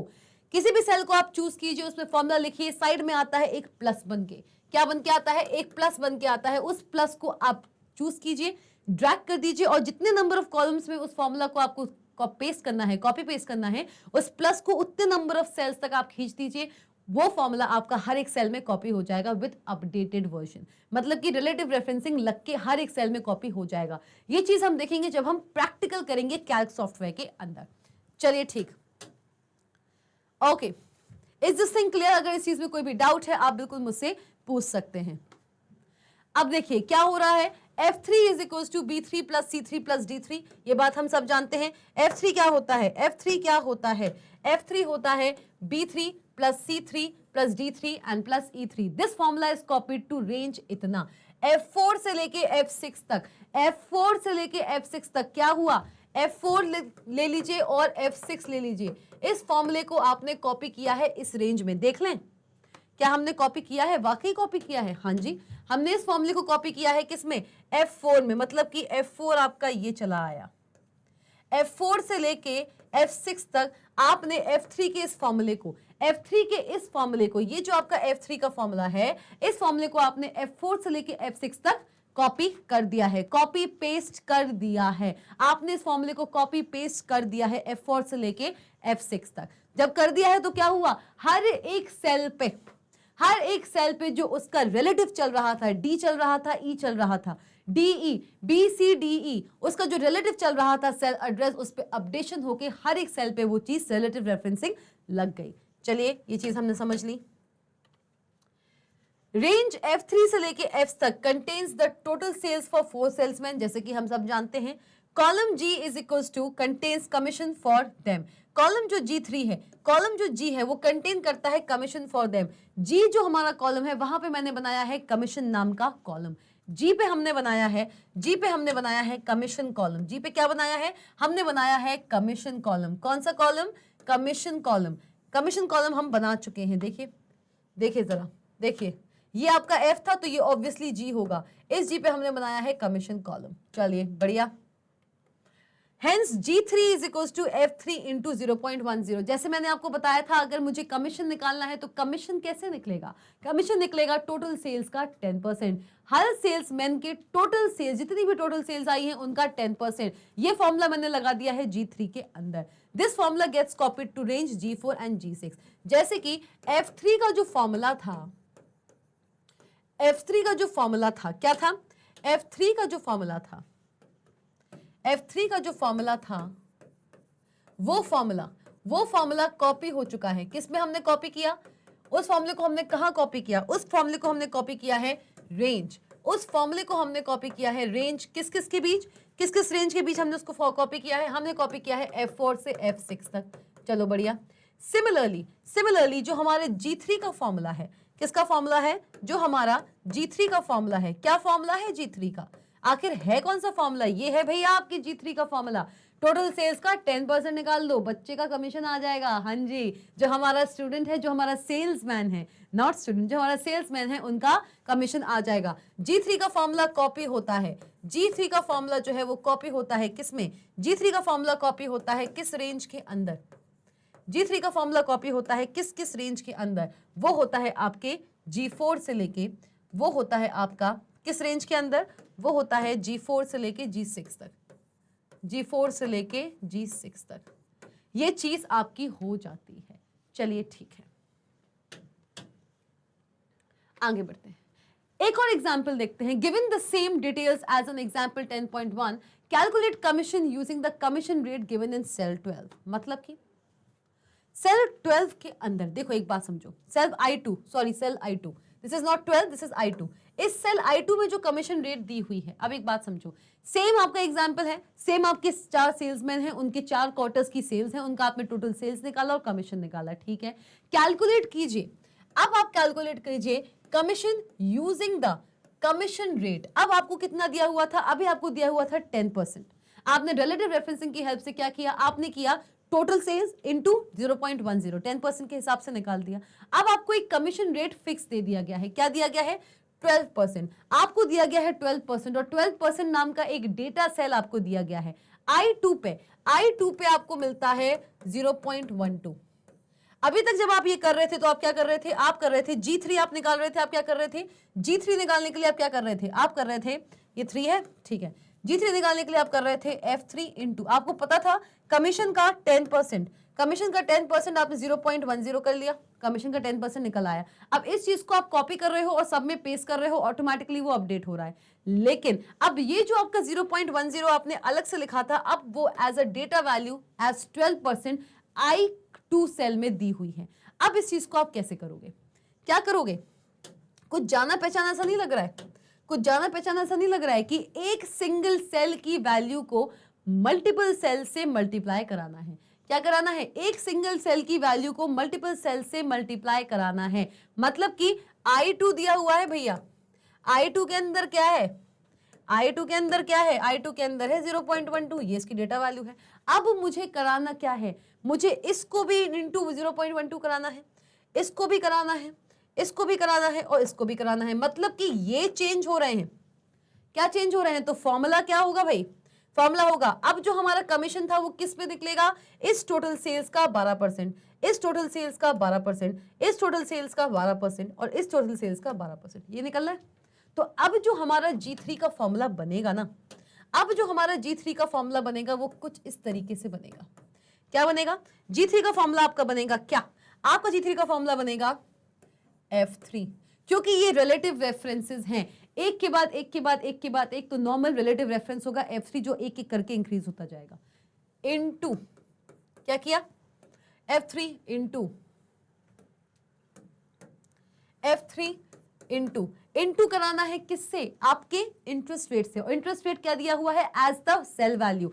आप क्या करेंगे, आपको एक ही इंटरेस्ट रेट से आपको ये मल्टीप्लाई कराना है, तो आप क्या करेंगे, आपने करना है I2, क्या है भाई, क्या है I2 करना है फिक्स, क्या करना है, I2 करना है फिक्स। तो फिक्स कैसे होगा, I कॉलम का सेकंड रो का जो डेटा वैल्यू है उसी से सब मल्टीप्लाई होंगे। तो आप क्या करेंगे, बिल्कुल जो समझ चुके हैं बहुत अच्छी बात है, कमेंट सेक्शन में बता दो भाई, जल्दी से बता दो, जल्दी से, जो समझ चुके हैं आप क्या करेंगे, डॉलर लेंगे, क्या लेंगे भाई, आप लेंगे डॉलर लगाएंगे, I पे भी डॉलर लगाएंगे, 2 पे भी, किस पे लगाएंगे, I कॉलम का सेकंड रो का जो डेटा दिया हुआ है उसको आप मल्टीप्लाई कीजिए with F3, F4, F5 and F6।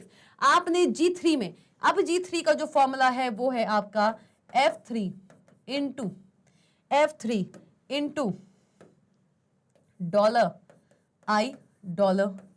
अब इस फॉर्मूले को अगर आप कॉपी करते हैं, अगर इस फॉर्मूले को अब आप कॉपी करते हैं तो क्या होगा, G4 आपका क्या हो जाएगा, आपका G4 क्या हो जाएगा, आपका G4 हो जाएगा, आपका G4 हो जाएगा F4 इंटू $I$2। ये सेम चलेंगे, सेम चलेंगे कि नहीं चलेंगे, बिल्कुल चलेंगे भाई, जल्दी बता दो, जल्दी से बता दो मुझे, जल्दी से, क्या होगा, $I$2, $I&2, F4, फिर आएगी बात किसकी, फिर आएगी बात आपकी G5 की, फिर बात आएगी आपकी G5 की, किसकी बात आएगी, G5 की, जल्दी से बता दीजिए क्या बात आएगी आपकी, आपकी बात आने वाली है G5 की, देख लीजिए। ओके तो क्या हुआ भाई, G4 गया है आपका F4 इंटू $I&2। वही अगर मैं बात करूंगी G5 की, किसकी बात करने वाले हैं, हम बात करने वाले हैं G5 की, जो कि जाएगा आपका F5 इंटू कितना जाएगा, $I&2। चलिए भैया बहुत अच्छे, बहुत अच्छा जा रहा है, ये बहुत ही अच्छा जा रहा है। G6 कितना जाएगा, G6 कितना जाएगा, G6 है भी 3, 4, 5, 6 भैया बिल्कुल है G6 जाएगा आपका F6 इंटू क्या, ये देख रहे हो आप, ये जो आपका $I और $2 है ये कांस्टेंट है, ये एब्सोल्यूट है, ये फिक्स्ड है, ये चीज आपकी फिक्स हो गई है। F3 की जो वैल्यू है देखो आप जरा, F3 की जो वैल्यू है, क्या है F3 की वैल्यू? F3 की वैल्यू है 16,000। 16,000 इंटू $I एंड $2 इंटू 0.12 कितना हुआ? चलो एक बार करके देख लें, एक को करके देख लेते हैं, फटाफट से एक चीज को करके देख लेते हैं कि क्या ये वैल्यू सही आ रही है कि नहीं, कि मैम ने ऐसे ही लिख दिया फॉर्मूला। अरे ऐसे कैसे देखेंगे भाई, हम तो करके देखेंगे। 16,000 कर लो भाई, इंटू कर लो F3 की वैल्यू 16,000 एंड $I एंड $2 कितना है? 0.12, मतलब कि 12%। कितना हुआ? दोनों को काट दो, 160 इंटू 12 कितना होगा? कितना होगा भैया? इतना ही होगा, 1920। क्या आएगा answer? What will be the answer? 160 into 12 कितना आएगा भाई? कितना आएगा? 160 इंटू 12 विल बी 1920। ये है आपका 160 इंटू 12। तो हुआ क्या? F3 की value 0.12, F4 into 0.12, F5 into 0.12 and F6 into 0.12। मतलब एक एक करके ये सारे के सारे एक ही इंटरेस्ट रेट पे निकाल के हम कमीशन निकाल सकते हैं, और जो कमीशन हम निकाल रहे हैं उसकी वैल्यू यहाँ पे आपको दिख रही है। तो ये सारे के सारे फॉर्मूलेज आपके G3, G4, G5 and G6 पे लग जाएंगे। तो ये था आपका एक बहुत ही अमेजिंग एग्जाम्पल। देख लेते हैं एक बार इसको अच्छे से, बस एक फॉर्मेलिटी का रीड ही करना है क्योंकि न्यूमेरिकली तो ये चीज हम समझ चुके हैं। Our worksheet remains the same as that of the one in example. वही वर्कशीट है, ठीक। Now our formula for commission in cell G3 changes to इतना। वही हुआ था, वहीं पे हुआ था कि नहीं हुआ था? चलिए इसको वापस ले आते हैं। हुआ था कि नहीं हुआ था? हमारे G3 का जो फॉर्मूला था अब वो क्या हो गया है? वो हो गया है ये, that is F3 into $I and $2। चलिए now this formula is copied to range G4 से लेके G6 तक। G4 से लेके G6 तक ये फॉर्मूला कॉपी हुआ। Our worksheet shall be as shown below. अपनी वर्कशीट अब कुछ इस तरीके से दिखना शुरू हो चुकी है। Got that? ये चीज समझ आई कि नहीं आई? जल्दी से बता दो कमेंट सेक्शन में जाके, मुझे बिल्कुल पिन कर दो आप, ये चीज समझ आ रही है कि नहीं आ रही है। चलिए अब बात करेंगे एग्जाम्पल नंबर 10.3 की। Given the same data as an example 10.1, calculate quarterly commission for 4 salesman using the following commission rates for 4 quarters. मतलब कि क्वार्टर 1 के लिए 0.05, क्वार्टर 2 के लिए 0.06, क्वार्टर 3 के लिए 0.07 एंड क्वार्टर 4 के लिए 0.9। मतलब कि 0.09, इसका मतलब है कि 5%, इसका मतलब है 5%। क्या करना क्या है? चलो पहले इनको लिख लेते हैं, फिर देखते हैं हमको एक्चुअल में करना क्या है। हमें क्वार्टर 1 के लिए लगाना है 5%, क्वार्टर 2 के लिए लगाना है 6%, क्वार्टर 3 के लिए लगाना है 7% और क्वार्टर 4 के लिए लगाना है क्या? 9%। तो करना क्या है? Given the same data as an example 10.1, calculate quarterly commission. अब क्या निकालना है? अभी हम निकाल रहे थे टोटल कमीशन पे। किस पे निकाल रहे थे? अभी हम टोटल कमीशन पे 10%, टोटल कमीशन पे 12% निकाल रहे थे कि नहीं निकाल रहे थे? लेकिन अब हर एक सेल्समैन के calculate quarterly commission for 4 salesman. Her salesman के क्वार्टरली उसने जितनी भी सेल की हुई है उस क्वार्टरली बेसिस पे, उस क्वार्टरली सेल पे आपको निकालना है क्या? अलग अलग कमीशन रेट्स। मतलब कि 5% क्वार्टर 1 पे, क्वार्टर 2 पे 6%, क्वार्टर 3 पे 7% और क्वार्टर 4 पे 9%, using the following commission rates of 4 quarters. चलिए ठीक, ये दिया हुआ है। क्या क्या दिया हुआ है? फिर से लिख लेते हैं। Quarter 1 5, quarter 2 6, quarter 3 7 and quarter 4 that is 9। चलिए बढ़िया झकास से मजा आ जाएगा इस क्वेश्चन में, तो बढ़िया मजेदार क्वेश्चन है ये। चलो चलते हैं। चलो ठीक, after entering the given data in the worksheet, our worksheet looks like as shown in the right side. हमारी वेब वर्कशीट कुछ इस तरीके से दिखने वाली है। हमारी ओरिजिनल वर्कशीट थी ये, हमारी ये ओरिजिनल वर्कशीट थी। देखो समझो इस बात को, यहाँ पे दिए हुए हैं कमीशन रेट्स, अलग से लिखने की जरूरत नहीं है। ये हमारी ओरिजिनल वर्कशीट थी। क्वार्टर 1 में इसका इतना है, क्वार्टर 2 में इतना है, क्वार्टर 3 में इतना है, क्वार्टर 4 में इतना है। चलो हमको दिए गए हैं कमीशन रेट्स। क्वार्टर 1 के लिए 0.05, क्वार्टर 2 के लिए 0.06, क्वार्टर 3 के लिए 0.07 और क्वार्टर 4 के लिए 9%। चलिए अब क्या करना है? हमको निकालना है इस सेल्समैन 1 का। सेल्समैन 1 का जो क्वार्टर 1 में सेल है दैट इज 3200। सेल्समैन 1 का जो क्वार्टर 1 में सेल है दैट इज 3200, उस 3200 पे 5%। चलो ठीक है मैम, आ गया समझ में मैम ये बात। क्वार्टर 2 में है इसकी 2500, इस 2500 का 6%। ओके भैया ठीक है। क्वार्टर 3 में है इसका 4300, इस पे 7%। चलो भाई ये भी ठीक है। फिर हम बात कर रहे हैं किसकी? क्वार्टर 4 पे है हमारा 5100। क्वार्टर 4 पे हमारा कौन सा है? क्वार्टर 4 पे है हमारा 5100। क्वार्टर 4 पे है हमारा 5100। इस क्वार्टर 4 पे हमको क्या निकालना है? इस क्वार्टर 4 पे हमको निकालना है क्या? 5100 पे हमें निकालना है 0.09%। क्या निकालना है? क्वार्टर 1 पे 5%, क्वार्टर 2 पे 6%, क्वार्टर 3 पे 7% एंड क्वार्टर 4 पे 9%। चलिए अब कैसे निकालेंगे हम, कैसे निकालेंगे? अब देखो, अगर हम क्वार्टर 1 की बात करें, क्वार्टर 1 जिसका 3200 उसने सेल किया था, 3200 पे 5%, 3200 पे 5% निकाला है और उसका रिजल्ट आपको यहां पे शो करना है। मतलब कि column number B and 12, B12 का जो फॉर्मूला हो जाएगा ना, B12 का जो फॉर्मूला हो जाएगा वो क्या होगा? B12 का जो फॉर्मूला होगा वो क्या होगा? B12 का फॉर्मूला होना चाहिए, B12 का फॉर्मूला होना चाहिए B3 इंटू कितना? B3 into G3। ये B3 है, ये G3 है कि नहीं है? B3 कर लीजिए और G3 कर लीजिए। चलो ठीक है मैम, ये बात समझ आ गई हमें। ओके, अब देखो, now to calculate commission we shall go to an empty. कहाँ जाना है हमें? Empty area of worksheet where in we shall calculate commission as shown below. ये हमने किया। अब देखो B3 इंटू G3। अब एक बात समझना, एक बात समझो, इन्होंने क्या किया है? मिक्स्ड रेफरेंसिंग यूज की है। क्या यूज की है? इन्होंने यूज की है मिक्स्ड रेफरेंसिंग। हमारे प्रीवियस एग्जांपल में हम यूज कर चुके हैं क्या? Absolute referencing. चलो बढ़िया बात है मैम, यहां पे यूज हुई है मिक्स्ड रेफरेंसिंग। थर्ड जो कॉलम है, थर्ड जो हमारी रो है, जो ये हमारी थर्ड रो है, उसको करते हैं हम फिक्स्ड। क्या करते हैं? उसको करते हैं हम फिक्स्ड। कैसे करेंगे फिक्स? चलिए ठीक है, अब देखना मैंने क्या किया। B3 दिया हुआ था, चलिए अच्छी बात है मैम, B3 दिया हुआ था, B3 दिया हुआ था, C3 है, D3 है और E3 है। मतलब कि G3 H3 I and J। ठीक है, B3 into G, B3 into G dollar. क्या किया है हमने? B12 पे किया मैंने B3 इंटू G $3। जब ये मैंने किया तो हुआ क्या? हमारे पास आया 160। ठीक है, आ गया। अब देखो, अब देखना इस चीज को, अब देखना इस चीज को। इस पे आया ये B12 पे। अब हम बात करेंगे किसकी? B13 की। B13 की बात कर लें, B13 की बात कर लें, या फिर बात करें किसकी? हम बात कर लेते हैं C की। चलो C12 की बात करते हैं, C12 की बात करते हैं। C12 में क्या आएगा? C12 में क्या आएगा? C12 में आया है C3, C3 इंटू क्या? H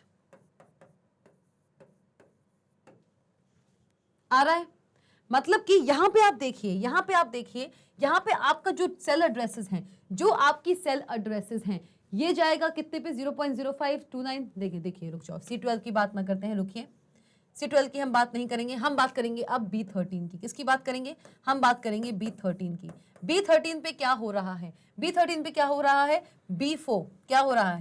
B4 हो रहा है। B13 पे क्या हो रहा है? B13 पे क्या हो रहा है? जल्दी बता दो। B4 हो रहा है। हमने किया B4 किया B4 है हमारा, दिस इज 2900। B4 क्वार्टर 1 है, हम सबको पता है सेल्समैन 2 के लिए जो क्वार्टर 1 है उस पे कितना परसेंट जाएगा? 0.05। B4 इंटू G की वही वैल्यू, कौन सी वैल्यू? Third value. मतलब कि B12 B13 B14 B15 आ रहा है।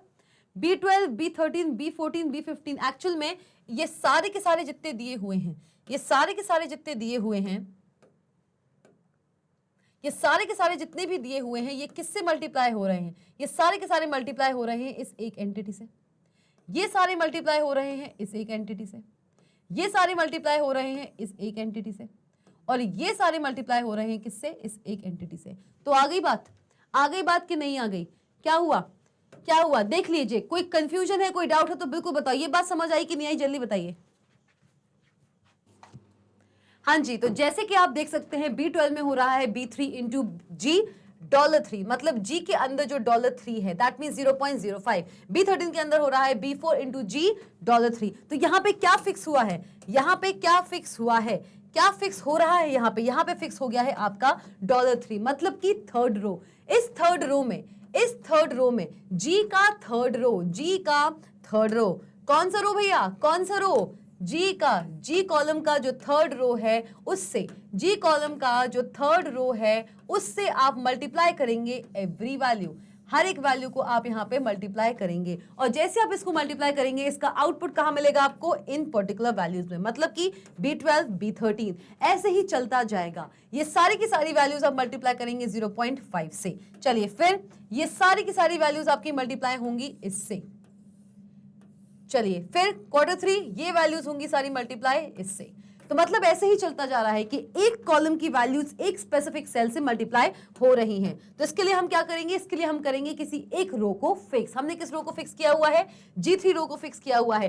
कॉलम हम क्यों नहीं फिक्स करेंगे, क्योंकि अलग अलग कॉलम में अलग अलग रेट्स दिए हुए हैं, अलग अलग कॉलम में अलग अलग रेट्स दिए हुए हैं, इसलिए हम कॉलम को फिक्स नहीं करेंगे। मतलब $G और $3 ना लिख के, कॉलम्स तो चेंज हो रहे हैं, कॉलम्स तो चेंज हो रहे हैं, सिर्फ और सिर्फ आपका रो नंबर जो है, जो रो नंबर है वहां पे जो वैल्यूज हैं वो आपको करनी है। तो देख लेते हैं किस तरीके से ये कर रहे हैं। We enter the formula this, क्या एंटर किया हमने फॉर्मूला, हमने एंटर किया है B3 into G $3 in cell B12। B12 में हमने क्या किया था भाई, B12 में हमने क्या किया था, B12 में हम एंटर ही तो कर रहे थे, B12 में हम एंटर ही तो कर रहे थे, किसको एंटर कर रहे थे, B12 में हम कर रहे थे ये, B12 में हम क्या कर रहे थे, B12 में हम कर रहे थे कुछ ये काम। B12 के अंदर B12 के अंदर हमने क्या किया, B12 के अंदर हमने किया है B3 इंटू B3 किया है B3 इंटू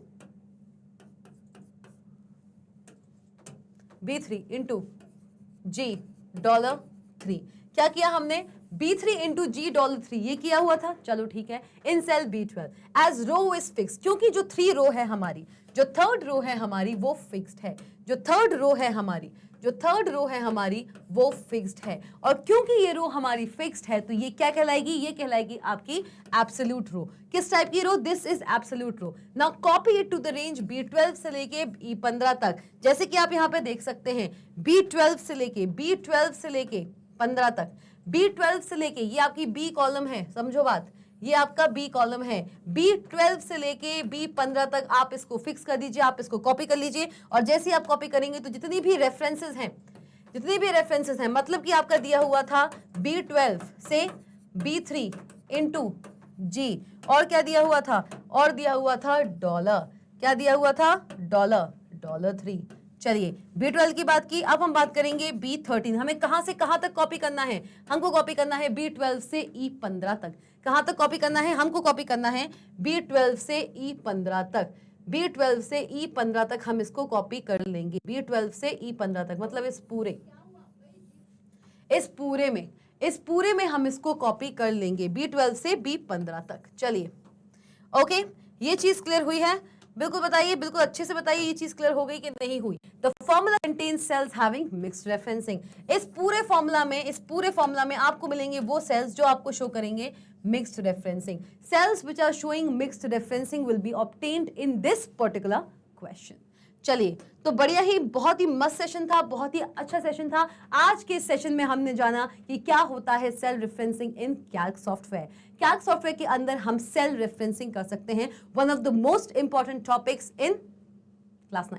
जी हाँ, क्लास 9 कंप्यूटर एप्लीकेशंस के अंदर जो कैल्क सॉफ्टवेयर हम पढ़ रहे हैं चैप्टर नंबर 10 के अंदर, उसका one of the most important topic है सेल रेफरेंसिंग। हम सब जान चुके हैं there are 3 types of cell referencing, relative reference, absolute reference and mixed reference. आप चाहें तो इसको आगे पीछे बोल सकते हैं, but I will strongly suggest, मैं आपको स्ट्रांगली सजेस्ट करूंगी कि रिलेटिव, एब्सोल्यूट एंड मिक्स इसी सीक्वेंस में चलाना भैया। थोड़ा ही आगे पीछे करोगे तो दिक्कत हो जाएगी। क्यों? क्योंकि ये तीनों आपस में इंटर रिलेटेड हैं। अब कैसे है इंटर रिलेटेड? मैम आपने बताया तो था कि इंटर रिलेटेड है, पर कैसे हो रहे हैं ये इंटर रिलेटेड? आखिर कैसे हो रहे हैं ये इंटर रिलेटेड, देख लें। चलिए आप देखिए, रिलेटिव में देख सकते हैं। एक बहुत ही अच्छा सा एग्जाम्पल फटाफट से देख लेते हैं, फिर तो हमको एंड करना ही है इस सेशन को, ठीक है। मिक्स्ड, चलिए कैसे हो रहे हैं इंटर रिलेटेड? रिलेटिव क्या दिया हुआ है? C3 दिया हुआ है नॉर्मल। एब्सोल्यूट क्या दिया हुआ है? $। क्या दिया हुआ है भाई? CN3। क्या दिया हुआ है? CN3। CN3। चलो मिक्स की बात करते हैं भाई, मिक्स की बात करते हैं। क्या दिया हुआ है? $। और क्या दिया हुआ है? और दिया हुआ है CN3, या फिर इसी चीज को आप ऐसे भी लिख सकते हो डॉलर और लिख सकते हो 3, या फिर आप यहां पे लिख दीजिए, क्या C। इस पर्टिकुलर थिंग को आप देख सकते हैं कि रिलेटिव रेफरेंस में जहां भी डॉलर नहीं है वो नॉर्मल है, जो टाइम के साथ साथ या डेस्टिनेशन सेल के साथ साथ वो अपने आप को अपडेट करता जाता है। वहीं अगर हम बात करें एब्सोल्यूट रेफरेंस की, जहां पे हम रो नंबर को और सेल कॉलम नंबर को, row number and column letter, जी हाँ, रो नंबर और कॉलम लेटर को हम दोनों को फिक्स कर देते हैं, उस एक पर्टिकुलर रो से ही, उस एक पर्टिकुलर सेल की वैल्यू से ही हम सारा का सारा ऑपरेशन करेंगे। फिर बात करते हैं हम किसकी, मिक्स की, जहां पे किसी एक रो नंबर या फिर किसी एक कॉलम लेटर को ही हम फिक्स कर सकते हैं, दोनों को नहीं करते हैं। तो इसी के साथ साथ आज हमने कंप्लीट कर लिया है, क्या आज हमारा कंप्लीट हो चुका है सेल रेफरेंसिंग इन वर्कशीट। आगे आने वाले सेशंस में हम कंप्लीट करेंगे और भी ऐसे बहुत ही अमेजिंग एक्साइटिंग कॉन्सेप्ट्स। इसी के साथ साथ आप सब जानते हैं कि mangetbrains.com, जी हाँ, आपका अपना mangetbrains.com आपके लिए लेके आया है बहुत सारे exciting courses and batches. CBSE English medium, spoken English, CUET, NTSC, olympiad, CBSE Hindi medium में भी है भैया। कौन पढ़ाएगा? हम पढ़ाएंगे जी। UP board, Bihar board, MP board, बहुत से ऐसे कोर्सेज हैं जो आपको मिलेंगे mangetbrains.com पे। तो सोचना क्या है, फटाफट से जाओ ना ब्राउजर पे और डालिए क्या, www.mangetbrains.com। जी हाँ स्टूडेंट्स, डालिए www.mangetbrains.com और एक्सप्लोर कीजिए इन सारे के सारे कोर्सेज को, चूज कीजिए the right course for you. यही नहीं, हम आपको प्रोवाइड कराते हैं क्या, e books and e notes भी हर सब्जेक्ट का, जी हर सब्जेक्ट का, चाहे केजी हो चाहे 12th हो, केजी से लेकर 12th तक हर सब्जेक्ट का ई बुक मिलता है आपको इसी मैग्नेटब्रेन्स के ऊपर। ना ही मार्केट जाने की दिक्कत है, ना ही किसी एक्सटर्नल साइट से परचेस करने का टंटा, आपका अपना मैग्नेटब्रेन्स है भाई। जाइए वीडियो के डिस्क्रिप्शन बॉक्स में और परचेस कीजिए किसी भी सब्जेक्ट की ई बुक। और यही नहीं, ई नोट भी प्रोवाइड कराते हैं, जी हाँ, किसी भी सब्जेक्ट के, किसी भी चैप्टर के, किसी भी टॉपिक का आपको मिलता है ई नोट। कहते हो ना मैम पीडीएफ नहीं है, नोट्स नहीं है, तो दे तो रहे हैं भैया। इस वीडियो के डिस्क्रिप्शन बॉक्स में जाइए, लिंक्स मिल जाएंगे आपको, क्लिक कीजिए और परचेस कीजिए ई book and E note of your choice.